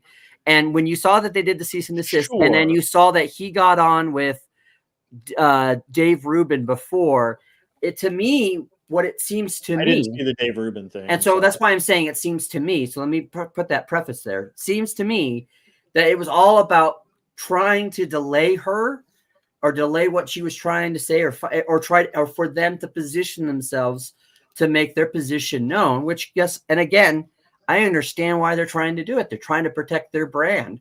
But what it comes down to me is this. What it comes down to ultimately with me is this. I think Candace and Ben were oil and water. And I think that whatever value Candace brought with some of the stuff that she did on the Black Lives Matter stuff, that she was pushed, she was going beyond the Overton window, as Ben Shapiro used as in his own defense, on saying that because he did speak about, hey, people have the right, if you don't think that they fall within your company's culture, to let go of them. So whether they fired her, whether they didn't want to renegotiate her deal, I don't know about any of those. What I do know is this. I do know that she said things that rocked the boat. You can like them, dislike them. And you can like some things about what she says and dislike other things about her, and like or dislike her as a person.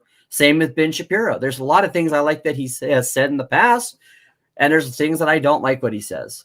I don't personally have animus towards any of them. However, I do believe that this is a prime example of the fact that the Daily Wire, this was not so much about her trying to you can believe that, that's fine. I don't. I believe what it came down to is that she as a person was coming to terms with some things that she's always struggled with believing.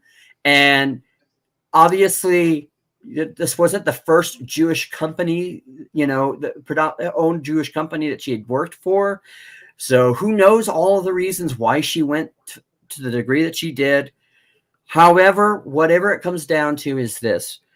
I do believe that her stances on Israel were part of, not the entirety of it, were part of the reason for some of the decisions that were made. And if nothing else, for Ben having, and I don't blame Ben if he felt like, hey, we took her on, we gave her a good contract, we did all these things, and and maybe we had a conversation, maybe that he thinks that she should have understood that kind of that culture that they had at Daily Wire. Well, I think she absolutely understood it. And I agree. Look, I agree with most of what you're saying here. We have a couple of problems, though. First, it was absolutely apparent that her contract expired and they did not renew it. And she said, and she eventually said that, I wasn't going to renew it either. Right. So that kind of negates a lot of stuff. Right. My personal opinion is that she just did all kinds. She was just throwing grenades on her way out the door. Just my opinion. And I didn't see. She was definitely not going. She wasn't trying to find the graceful way out. And that is the way that she does things. The problem is it's the history of how she has done things, and still to this day doing them. And I just don't really have a. I really want to like Candace Owens. I really like a lot of the things that she has said. I liked a lot of things in the past that she has, the way she's presented herself. But lately, over the past probably 3 years, it seems like that you know, there's like some fatal flaw in the suit, you know, or whatever. I don't know how you put it. As far as Ben goes, I mean, come on, he's everybody. Ben's a known quantity. You know, he's probably the most boringly consistent person on the planet. So it'll piss him off, right? Yeah, like you just know. Yeah. So I'm not going to buy into a lot of well, she just didn't know or whatever. I think she knew exactly what she was doing, and I think, and that's okay. Look, I'm not criticizing her for having her beliefs. I just don't like that. I don't like some of the rhetoric around the why, right? Right. And I maybe would be more more along the lines where you're at if I didn't see some of the passive aggressive things that Ben was doing as well. And so I think people don't react well to nonsense like that. I mean, they just don't. So okay. I mean, he probably would I have preferred Ben to just sit there and be like,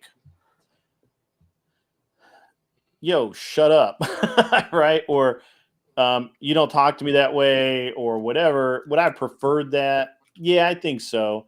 Can he really do that in today's professional environment? No, I don't think so. Why not? Well, why? What do you mean? Why not? That's exactly how lawsuits happen. Yeah.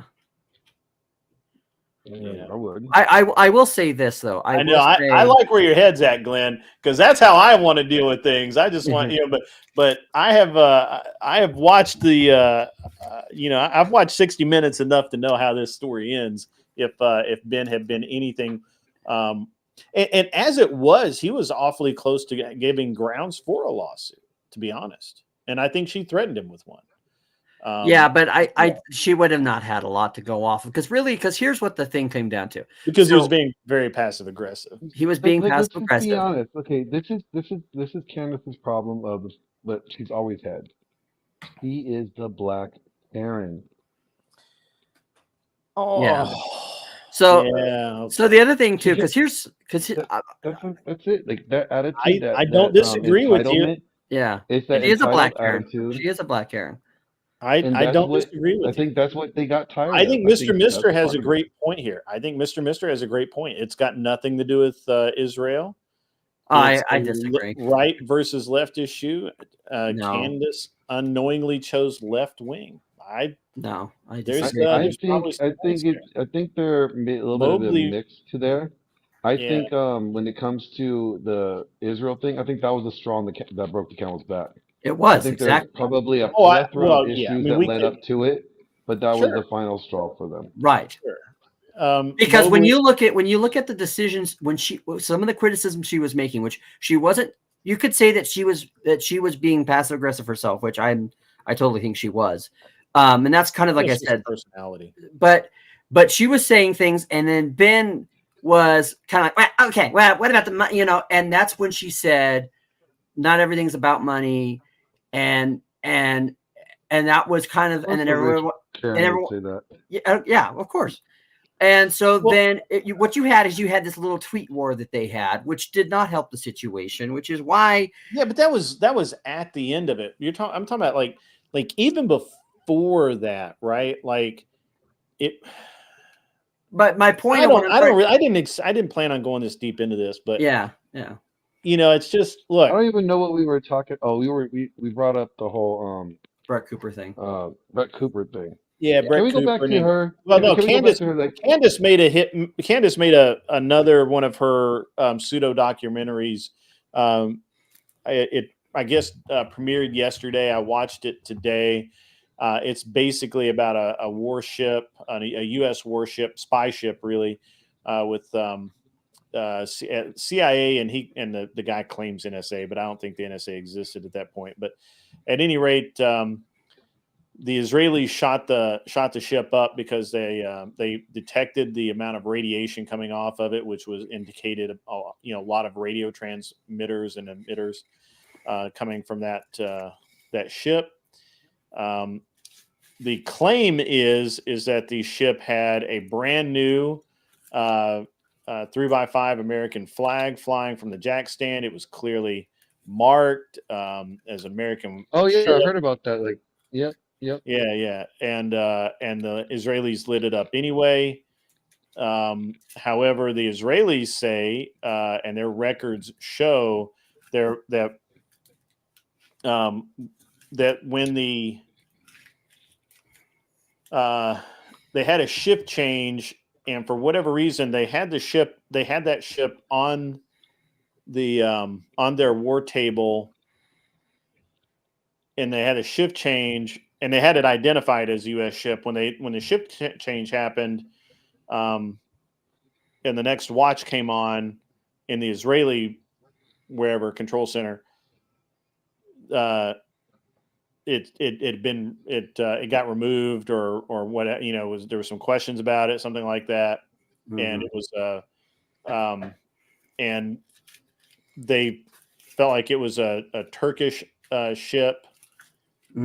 I've heard that before. And broadcasting Israeli positions to the Egyptians in the 6-Day War. The Israelis lit the ship up like really bad. And supposedly a nearby ship sent, which, by the way, this is all very weird how it's represented. First of all, they say that help was only 40 minutes away.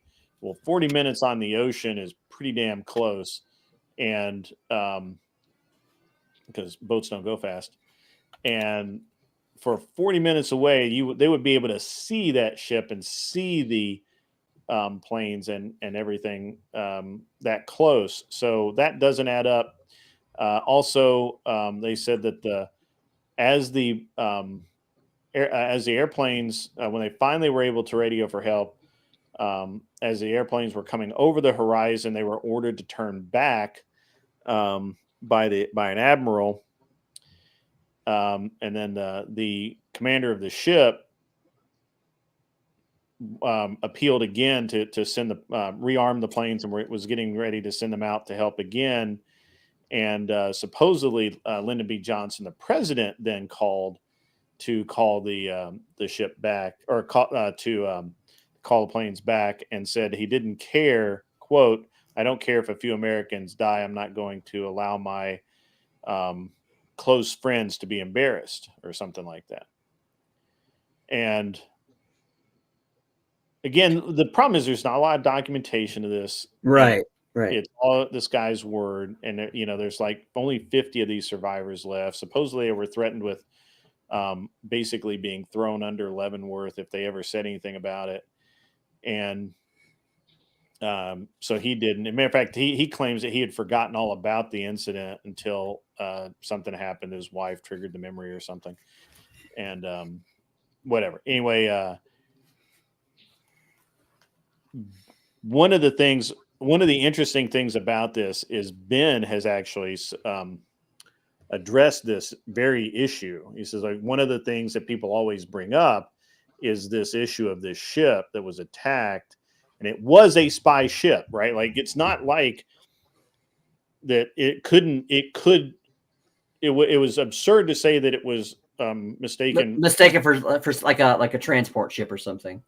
Well, it's like, yes, it's basically like if the Israelis had lit up a destroyer with mistaking it for a spy ship, that's kind of hard to do because it's a whole different level of radiation wave emissions and all of that. It's just a whole different profile, right? Mm-hmm. As far as SIGINT goes. And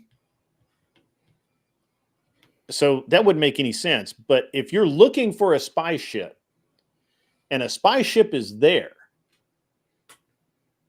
and you're at war and there's no other ship supposed to be in this area, right? Like, the other thing is that boat was not supposed to be there. Right. So if you get lit up in that situation, could it be friendly fire? Man, I don't know. I don't want to make that decision. Personally, as an American, I have an immediate gut check reaction of those are our sailors, those are our boats. fuck those guys. But then you get into why are we in this nation's waters during wartime? Right? Like what are we doing there? Right. Well, but that just goes to the whole complicated history between the United States and Israel. Sure. And the fact that both nations have a history of spying on each other. Right. Right. Yeah. Yeah. And why would we have literally a spy ship in those waters? Like the whole thing is hokey. Like there's nothing about it that makes any sense whatsoever. Right. And I'm just like, I mean, I can accept that the Israelis are big enough bastards to knowingly shoot at an American ship if they thought they could get away with it. Those guys are long dead, bro. Right. Well, and again, the same thing. Yeah. We would do the same thing. Yeah. If we thought that they were trying to do some sneaky ass shit. Right. And well, we thought yes and no. Yes and no. It was the Russians. We caught them spying in the Trump White House, and we did nothing about it. So. Yeah, but it's a little different. But I mean, like if they're out there in the ocean, right? Like, well, we sunk a Russian trawler right off the we coast. mistaken you for the Russians. My bad. We thought you guys were Russian. I love how we would say, you're out in the ocean, and that you might be a passing ship, but you putting spy equipment actually in our White House. Yeah, that might have been. Well, that might have been just a happy accident. That's it kind of is a cost of doing business, right? Well, it's harder to retaliate for that and write it off as a mistake. Right. Like, so what do? You send hookers to the ambassadors? Like no. What you do is you stop giving the bastards all your foreign money and all your. But that's another topic. You gotta save face. You gotta save face as like the big brother, the helper of all, right? So what you do, you just invite Hunter Biden over to their place for a party. Like a cocaine. Hookers and blow, man. Hookers and blow. I mean, but seriously though, I mean, look, things happen in wartime, and again, at gut level, I'm like, fuck those guys. Like hardcore, like fuck those guys. But on another level, man, I'm like, why were we there? Why tempt fate, bro? Like this just does not. It just doesn't make good sense, man. It just doesn't. And so I don't know. Like I can tell you what I do know, and that is that hookers and blow. As you can see, we have bad, good, Charlie Sheen. I don't think Charlie Sheen is Charlie Sheen Jewish. I don't know. I don't think so. So good, bad, Charlie Sheen. All right. Anyway, I just thought I'd throw that out there. You need to leave Charlie Sheen alone.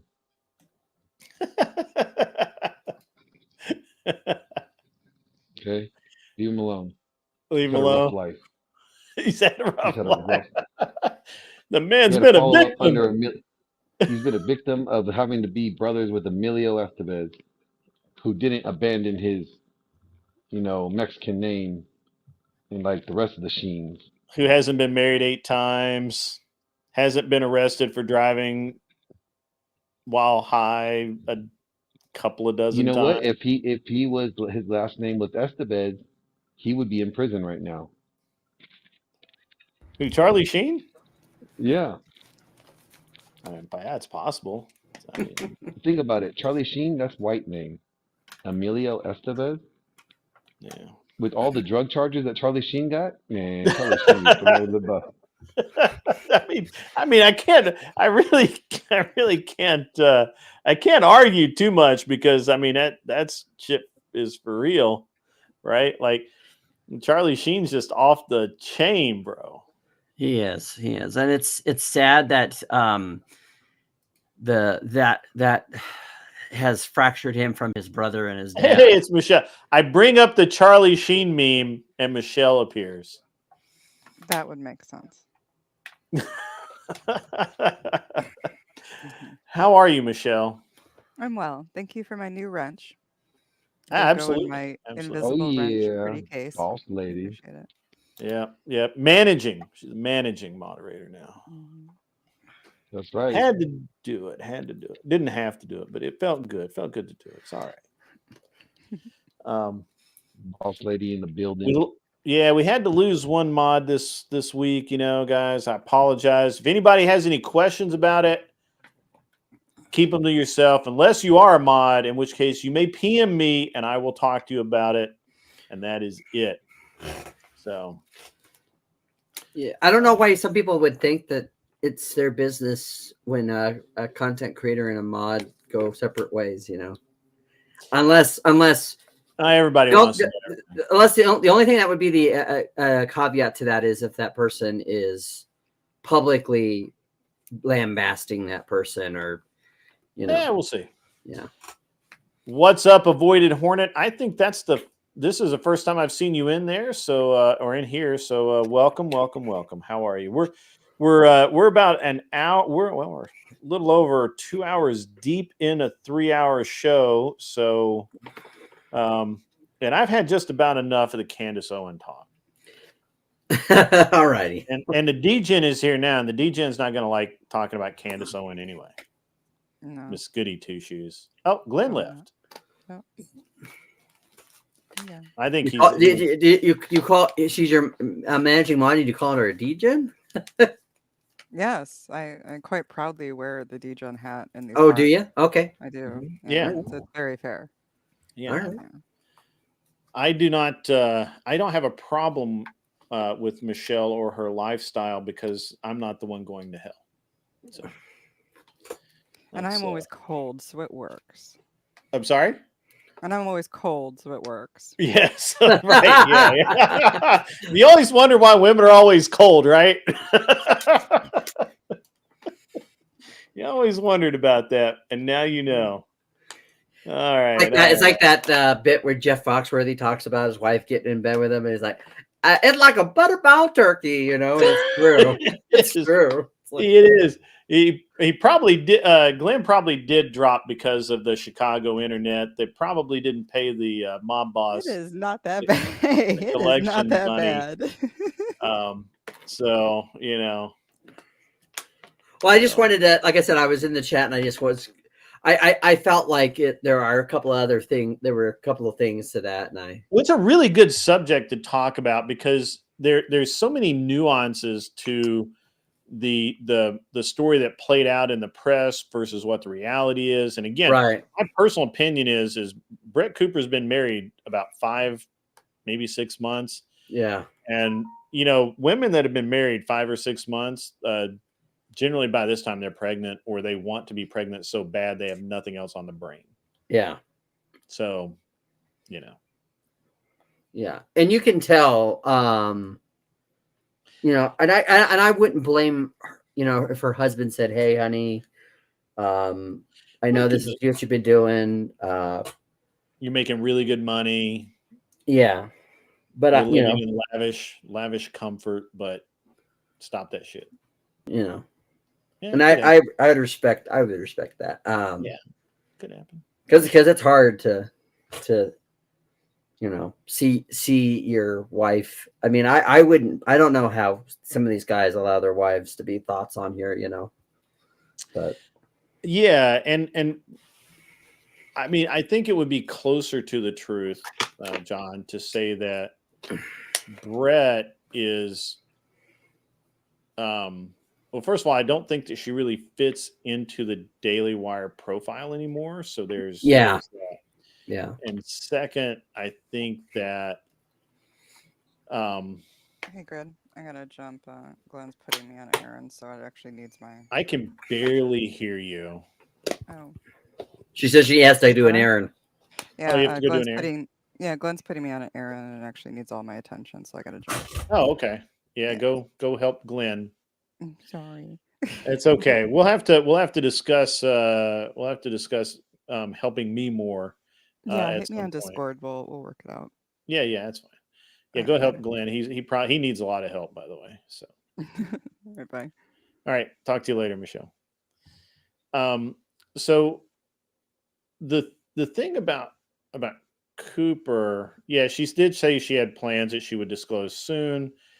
So I don't know. I mean, a lot of different things go on there. The interesting thing is everybody thought it was because of some tiff that her and Jeremy Boring got into. I find I just can't lend a lot of credibility to that when they've been subbing in her producer for a while, like here and there, off and on. It either seems like it's been a planned thing, or maybe even like Brett herself has been taking more and more time off. Because especially, I tell this to people who are newlyweds, like it's important that first year of their marriage to really make the most of their time, especially because, like you said, around like the 5 or 6 month mark is when they start thinking about things like, they can start thinking about kids and before your life gets, with kids and all these other, obviously, as when you get married, like you build up more things until you get to the point of like maybe like you're a certain age, you kind of build up a lot of different things. So it's important for a newlywed couple to actually have time to themselves, and so she was probably taking a lot of time to begin with. And so who knows? I actually haven't been paying much attention to that as much as I've been watching with much delight. I don't know if you heard about the Billy Carson debacle, but that was amazing. The what now? The Billy Carson debacle. No, I haven't been watching that. Yeah, he basically. Do you know who Billy Carson is?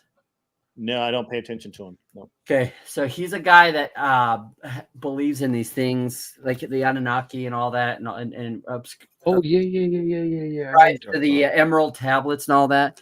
And he went on this guy's Emerald tablets. Yeah, and he went on his guy. He was on Rogan. He was on the big podcast, but he went on a friend's podcast, and he ran into Wes Huff, who is an actual biblical scholar, and he got his butt handed to him. It happens because he was trying to say that the Sinai Bible doesn't do certain things, and he says, "Do you mean the Codex Sinaiticus?" And and of course he was talking about I'm sorry, it's the Gospel of Bartholomew, and then he goes and then Wes goes into talking about why, he's like, I've got a copy here of this text, and it was just like, and all these things that he has been building his career the last year or two on was completely collapsed, and then he went and had like a whole meltdown about it. 3 hours talking about a Christian conspiracy and how sick he was. And so I've just been watching that. That was a delight. And I actually do think that it's interesting because we're seeing this Wes Huff. I don't know if you know him, but he's becoming more prominent now. And it's really good because to see somebody who is an actual biblical scholar who will get into the reasons why we can trust the biblical scripture and all that. And he talks about, and especially his study is to look at the scholastic aspect of it, which is how the scribes would work together to do certain things. And yeah, it was a shot heard across most of the Christian podcast world. I'm sure Glenn had heard about it a little bit. You missed out the other day, Mosman. Glenn had a very special young man on his show. And I don't even know where to start, but basically this fellow believes in God. Who are you talking about? OTW. Oh God.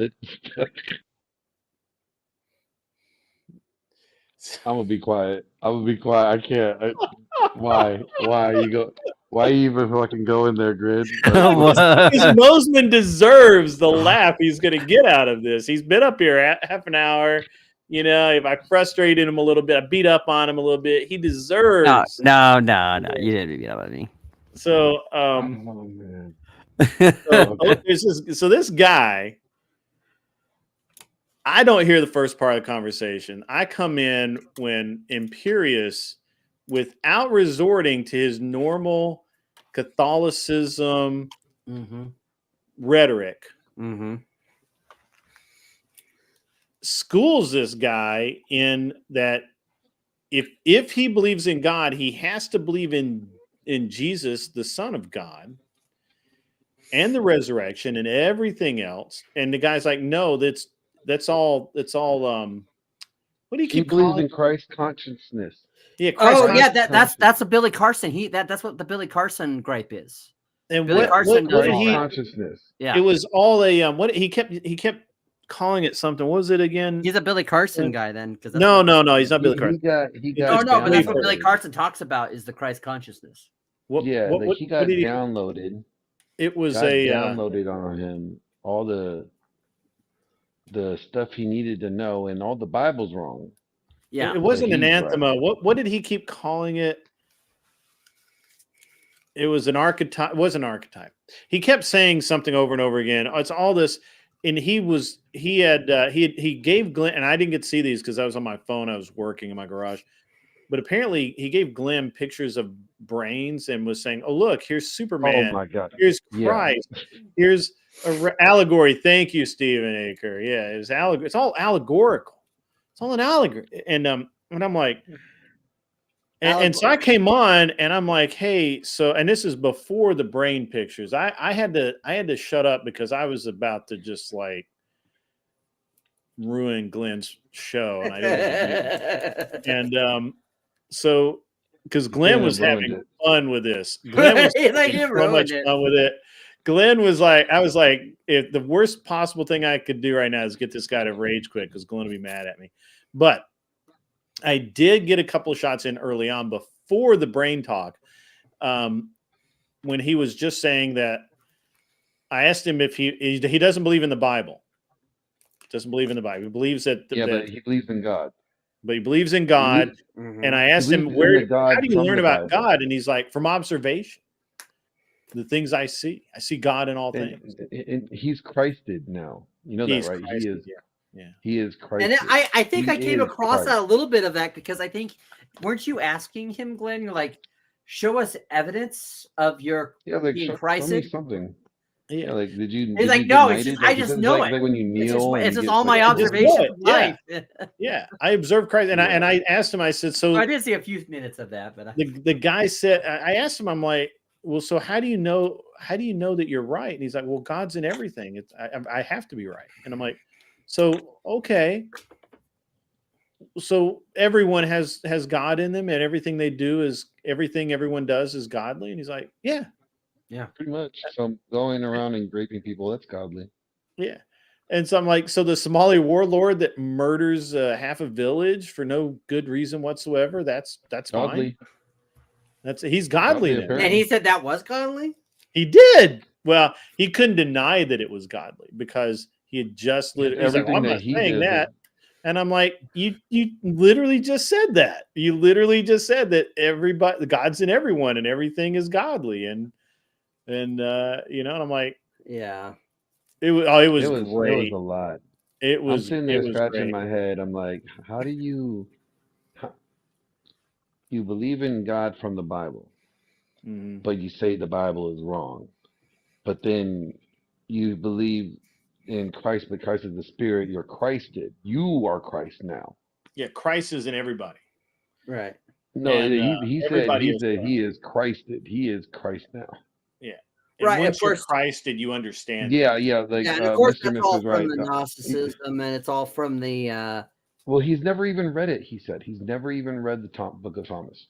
Huh. But he was literally quoting. I guarantee you, he's probably watched Billy Carson videos, and that he's just repeating the same thing. I think he does a lot of drugs.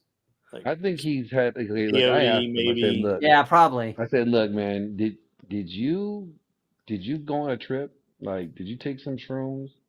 Is that peyote, bro? I'm telling you, see that would make sense to me. If he, I wonder if it's the same guy that came on JS Urban Adventures stream and was talking about like being like on a You're 50 hearing me night in one high. ear? Are you guys only hearing me in one ear? You sound fine to me, but I've got speakers. I don't have earbuds. So I hear you on one side, I think. no. Let's see. Here. Mono. That is weird. Mono and mono.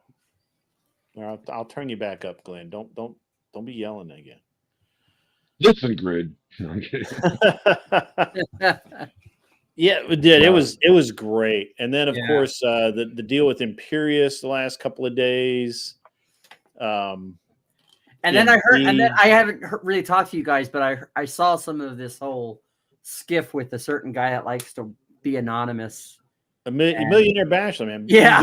MB. my buddy MB. Yeah. See, My I've bitch. never had a skirmish with him.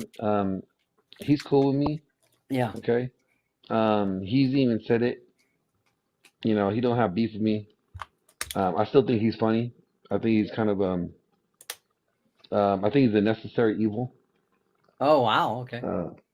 I know think, he has some very strong feelings about Andrew, or he did. Well, yeah, but like think Those about are they this. squashed that. He said he squashed it. He said everything's good. Okay. But think about this. Think about this. Like, it's good for Andrew. Yeah. Yeah. Like, think about if that is your biggest like enemy, your worst enemy, like who is pretty humorous, like in some of the shit that he takes. That was funny though when MB said I'm your enemy or I'm your big number one. You know, I'm the guy, and Andrew's like, Yeah. You're not even like what did he say? It wasn't like not even top 10. He said something funny. He's like, you're not even on the radar. Like basically like not even on my radar. Like Right? you know, Yeah. You like I barely know you exist. Yeah, like it's Well, and you know that things. you've probably gotten to the lowest degree of being on Andrew's field of respect when he just outright laughs at you. What the hell? What the hell? Yeah. Like he does, like, you know. Yeah. And he just laughs at you. You know. just my like problem is that he lies, and I keep catching him in the lies. Right. Yeah. And that's unfortunately I have very few things that like kind of have like auto response. Lying, like obviously lying is one of those things. It's just like, nah, bro. That's not gonna fly with me. It's not gonna fly, bro. I'm gonna call you out on it. Yeah. Now you can just admit, oh yeah, I'm lying, or you can be like, shut up, mind your own business. Either of those things are cool, but to double down on the lie, that just makes it worse. That's just like waving that red flag in front of a bull. And I tore him up on Raging Tomato. Bro, you never went harder on anybody ever. I know. I saw you a little bit on the radio. I was like, damn. Yeah. Oh, Grid is getting to that extra old man age where he's just like, I tapped into my. Like, it's kind of that. Let me sit you down, son, and let me tell you how it really is. Kind of thing. No, he tapped into that grumpy old man phase where, like, you know, they don't give a shit. They don't care. You can't tell no old man nothing. He's at that age where you just got to take that shit. Well, it did help that he quit he quit. I barely said. How many times did you make him rage quit? I was like rage 3 or quit 4. like 17 times. It was like 3 or 4 times, but the first one was great because I barely even said a sentence and he rage quit. I love it when people rage quit when I don't even finish my sentence. Like that's the best. That's kind of a goal. It's a really weird goal I have, but it's kind of a goal. Be fair about it. And all I gotta say is that you were being extra mean to him. Poor kid. Yeah, I was. Yeah, you were not nice. You were not nice at all. I told him I wasn't nice. I literally said, "I'm not nice. I'm not the nice one." And you went all the way out of your way to be mean. Literally, like everybody else, he was making everybody agree to be nice to him, or to not. Didn't you call him your bitch? Did you say you're? Oh my yeah. bitch? No, he is. He is. Yeah. Like, I mean, that may be so, but you have to make it public. It was mean. It was mean. It was. And then again, was it last night? What would Jesus do? Well, Well, it depends. It depends. He might just flip the he table would on get you the, he and would call get you the the old. scrap. He might flip the table on you and call you the New Testament equivalent of son of a bitch. Yeah, which actually being a brood of a viper is actually a worse insult than being a son of a bitch. yeah. Because if you think about it, like being a child of a venomous snake versus being the mother of a dog, you know, that has and he would have got that leather strap. He would have got that extra stiff leather strap, the one that burns. That's what he would have done. I mean, like, if you think about it being called a son of a viper, right? Yeah. You're basically being called like the Antichrist. Yeah. Yeah. The child of the Antichrist. You're the Antichrist. You are the Antichrist, you little demon. And he even said that to Peter. Get behind me. He said, like, he said, "Get behind me, Satan." Get behind me, Satan. Yeah. And then he proceeds to call Peter. This is why the Catholics and I'm so confused. In one sentence, Jesus is calling him Satan, but then the Catholics take like, "On this rock I will build my church." It's like, oh, he means Peter. No, he just called that motherfucker Satan. Why would he say, "On you, Satan, I'm going to build my church"? Well, and that's because, Glenn, their understanding of that verse. And it was funny because we were talking about this last week. I was with Teriak and Farney on the issue of the Pope and all that. But with that verse, they take that as "upon Peter my rock." But actually, the verse says, he says, "Who do you say I am?" And Peter says, you are the Son of God. You are the Messiah. And he says, upon this I build my church," right? Which is the confession of who Jesus Christ is. But here's the thing that's interesting in all this, because I went over this. People think and people in the Catholic Church still say this, that he was the first bishop of Rome, but he wasn't. I've heard that. Paul was, technically. Paul was the one that started the mission in Rome, and then Peter came later. And even then, Peter wasn't even the first episcopate of the Church of Rome. That honor went to Saint Linus. So, did Linus Anson, when I close down the stream, I'll go over there and beat up on someone. Did Linus have a blanket? What did he? That's the wrong one. Does Linus have a blanket? Glove cuddling instead of. You're thinking like Peanuts. I'm talking about Saint Linus, who was a first century Tuscan. No, I'm thinking about Linus from the Peanuts. Yeah. Yeah. Yeah, no, but the first episcopate of Rome was a Saint or a Pope Linus of Tuscany. I think that's right. Yeah. And then the church went in there and said, "See, guess what? He made see this verse where he says we make Peter the church. Well, Peter came here and he established our church." Like, he said on Petra, not Pete. So he was talking about, like, it wasn't on this rock as in like Peter, because he could also have been referring to on this rock as in on this soil, on this land, I will build my church, right? Like, he could have, but I think that the verse is pretty specific about what it says, because he says, "Who do you say I am? You are the Son of God. You are the Messiah." Yeah, and so like on this foundation, on the foundation of claiming that Jesus Christ is God. That's the building. Yeah, I can see that too as well. Yeah, but the whole scene as Peter, I'm like, like if Peter is the first pope and he's supposed to be the embodiment of Christ on earth, you know, whatever. What do they call them? I forgot what they call the popes. Like they're basically the ambassador for Christ, or whatever. Like the number one ambassador, the spokesman. Why would the spokesman get so many things wrong afterwards? Like, which is fine, because the Holy Spirit works through infallible men, which is why when you see how wrong Peter was on a lot of things, because Paul corrected him. That's why I think it's so asinine to say that Peter is the bishop of Rome, because he wasn't the type of Exactly. person to be like cavorting with Gentiles. In fact, he was like being Yeah. very exclusive about who he was breaking bread with, which Actually, is what like Paul. Peter was about. Paul was the one that, like, checked Peter over the circumcision.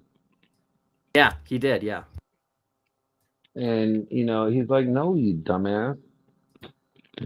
And, like, if I agree with you, Paul was the one that planted the church in Rome. So how could Peter be the first pope?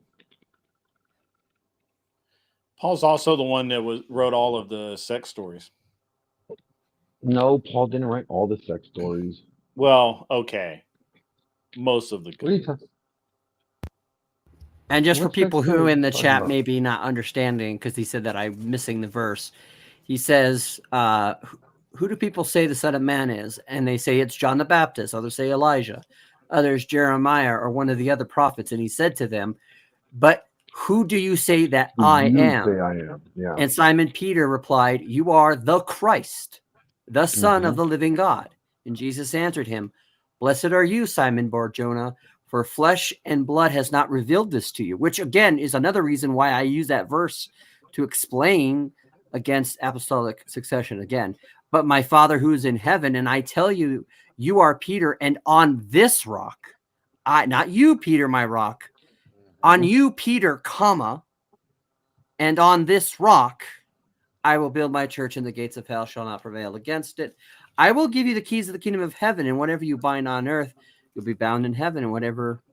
And then that's where I think if you go back in other places there in Matthew, especially when it talks about the parable of the sower, the parable of the seed and all that.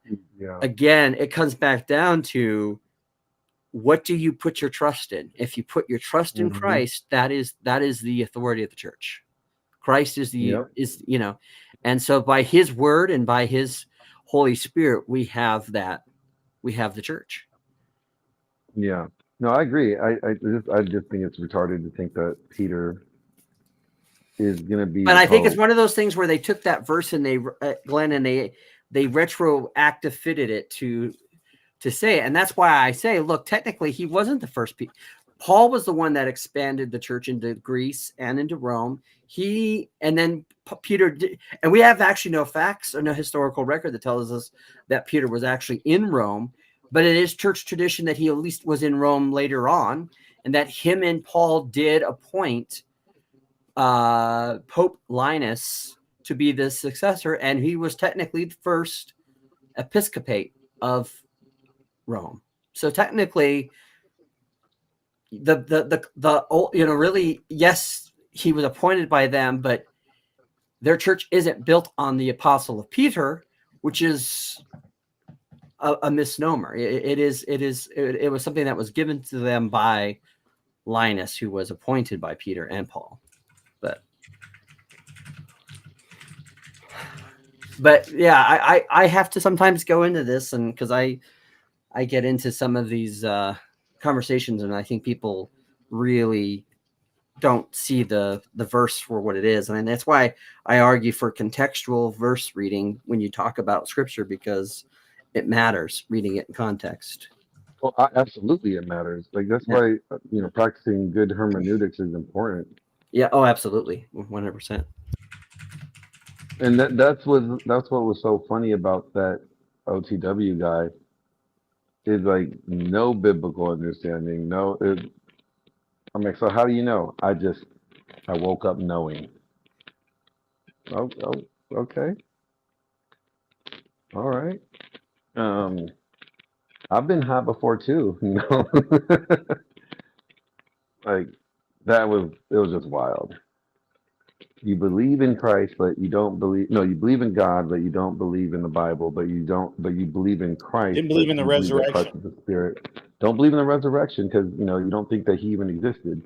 And then, but you say that Christ is not a person. You think Christ is the Spirit, and the Spirit is in you. Dude, and the brain stuff. Come on, man. The brain stuff was like. Oh, that was. It started with the rabbit and the tortoise. Like, you see the rabbit? I'm like, no.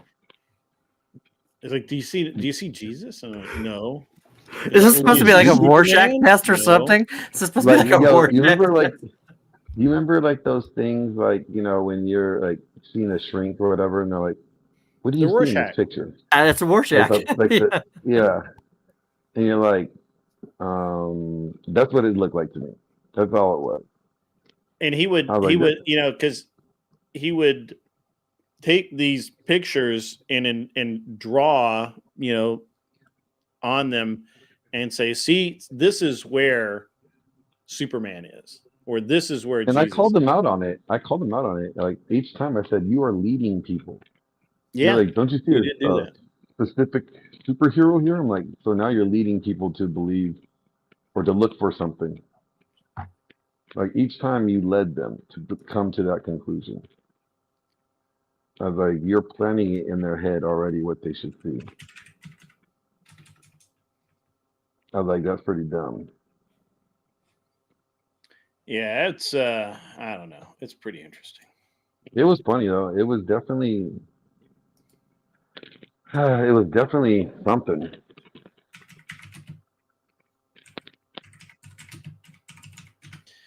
Yeah.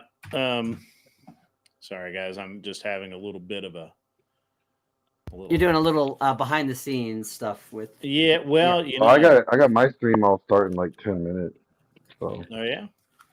What do you get? What are you yeah, talking we're about getting on your stream? um, it's just a chill stream. I got a couple of funny topics I want to bring up.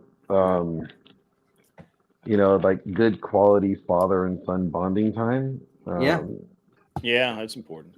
Well, just message Well, me on I Discord heard if the you story. want to ever do a talk about the Talmud and all that.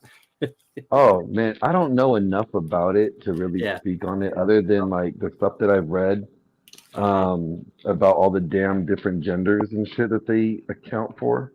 I'm Right. like, no wonder why Let me people in on think. that. What's up with that, John?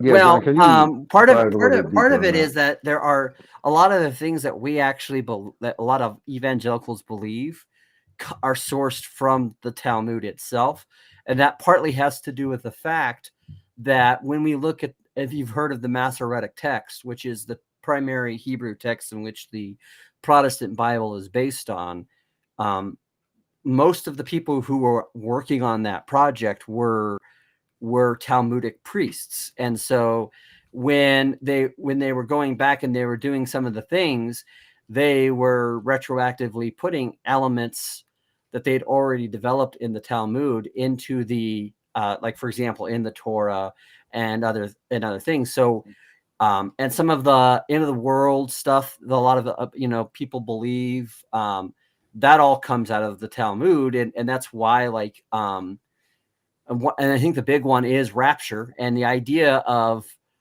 the temple has to be built before Christ returns, which, if you think about it on the surface, is you're saying in order for Jesus to come back, the Jews have to build the temple.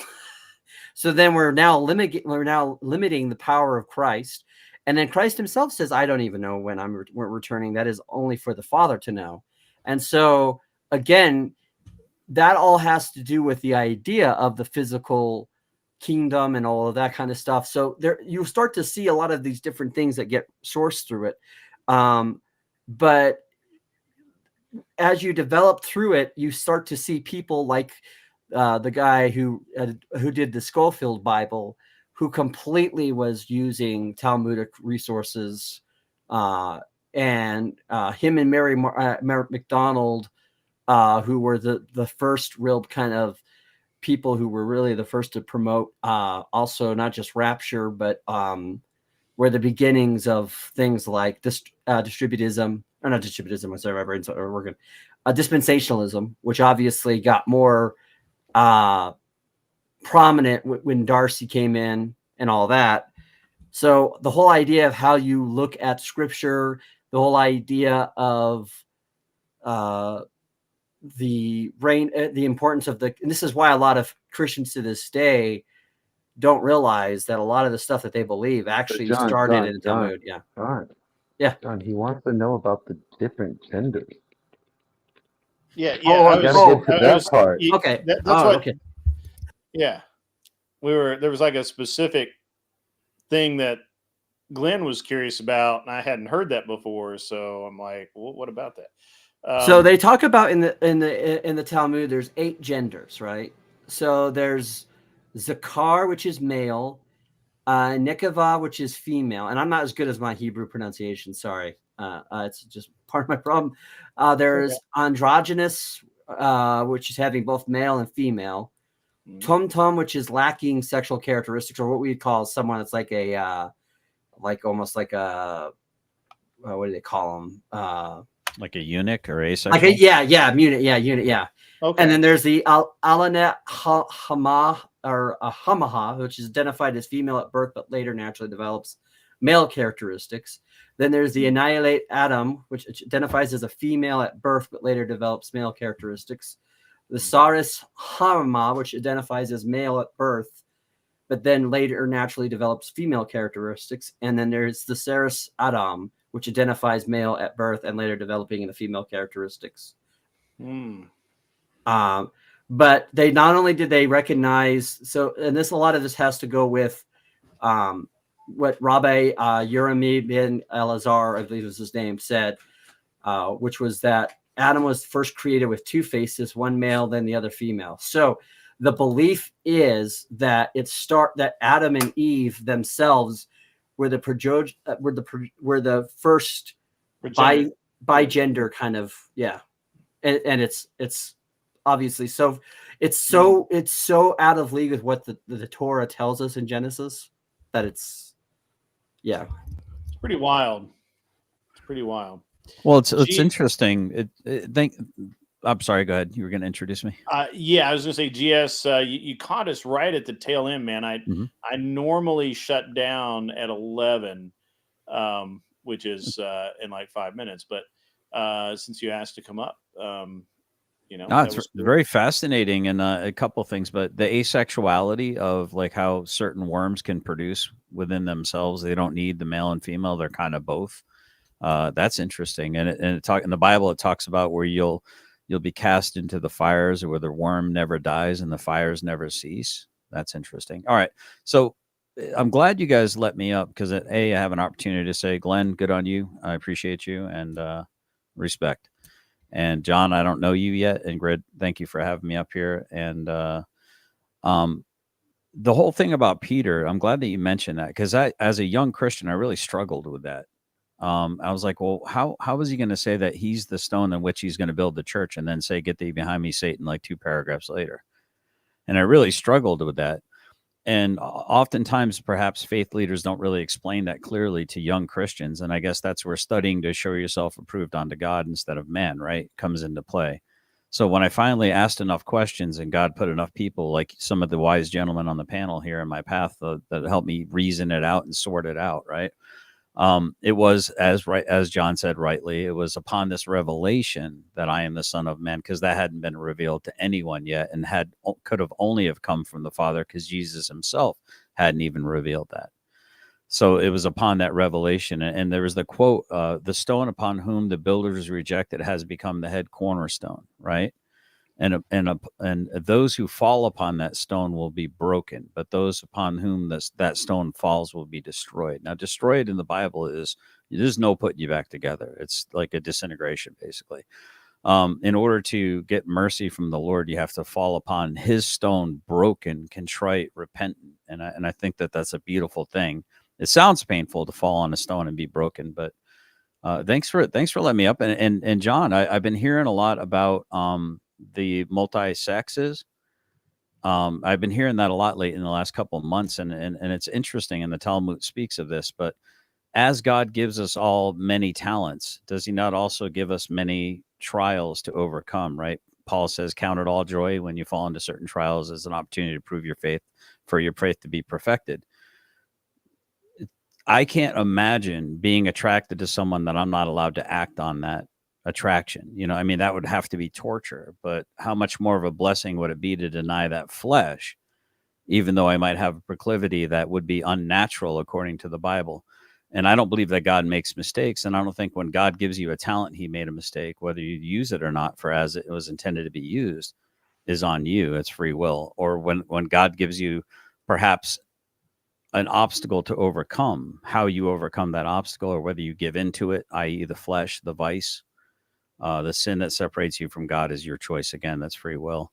But I'd like to dig more into that someday, John. If you're interested in continuing to talk about that topic. You guys are certainly welcome to do so. Yeah. I'm going to do a quick, if you guys will do some last words on this show. I'm going to send you all over to Glenn's show, which will be starting up, and I'm assuming just a very, very few minutes. And Glenn, are you there? Yeah, he's setting up. Yeah, I'm setting up. I'll be there. Yeah.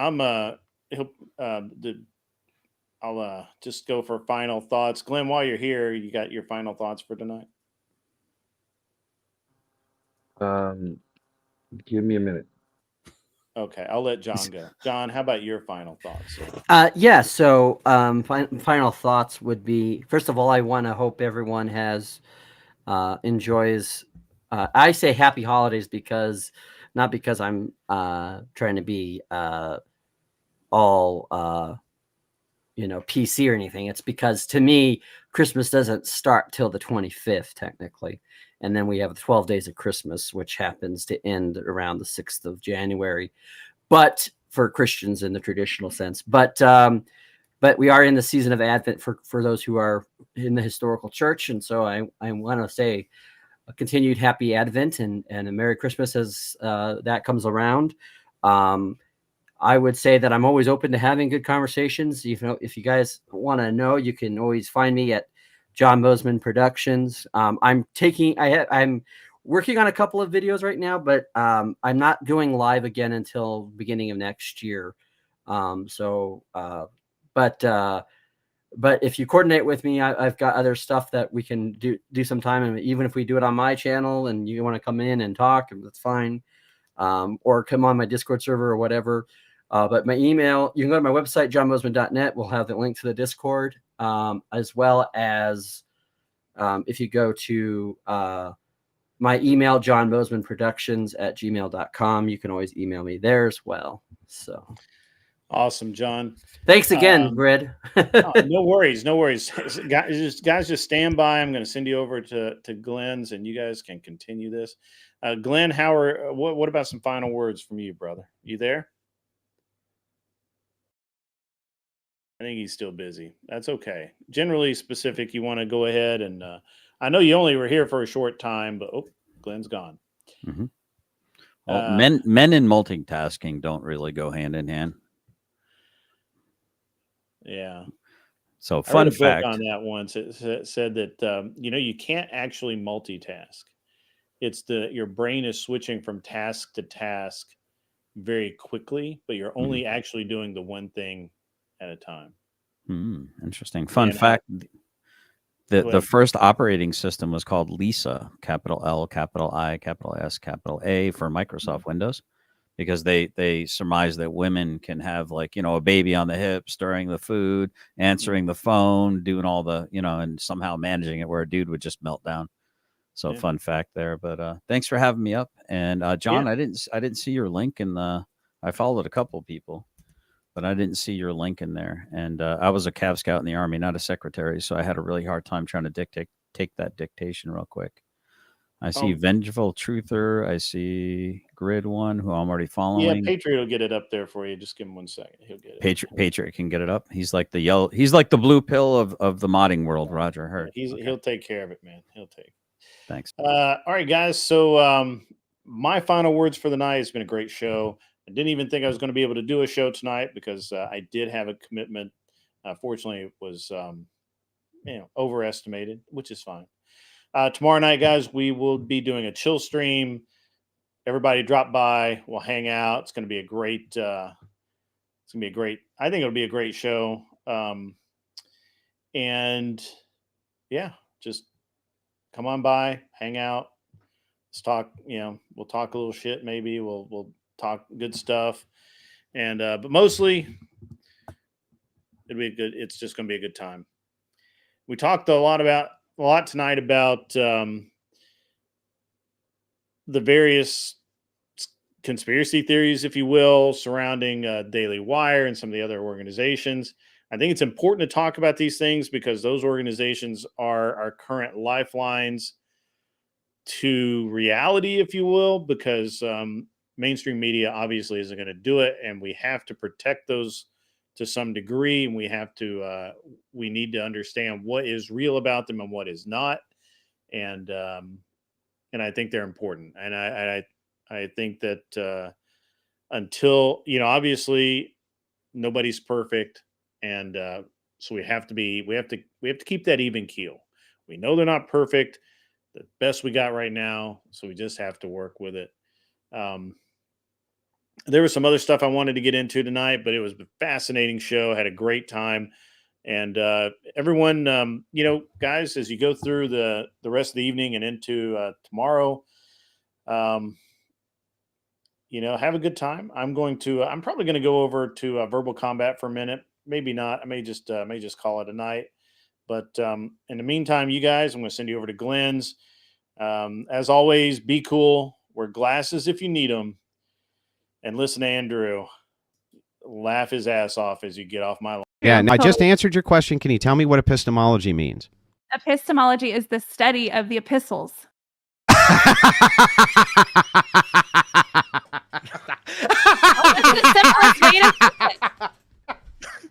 I mean, you can. This guy told me that a husband and wife is supposed to be the representation of God and the church. He said he's a husband. I asked him if he sees himself as the embodiment of God, and he said no. That doesn't make any sense. Wait, what is the epistles? The epistles are the apostles. Are you talking about the apostles?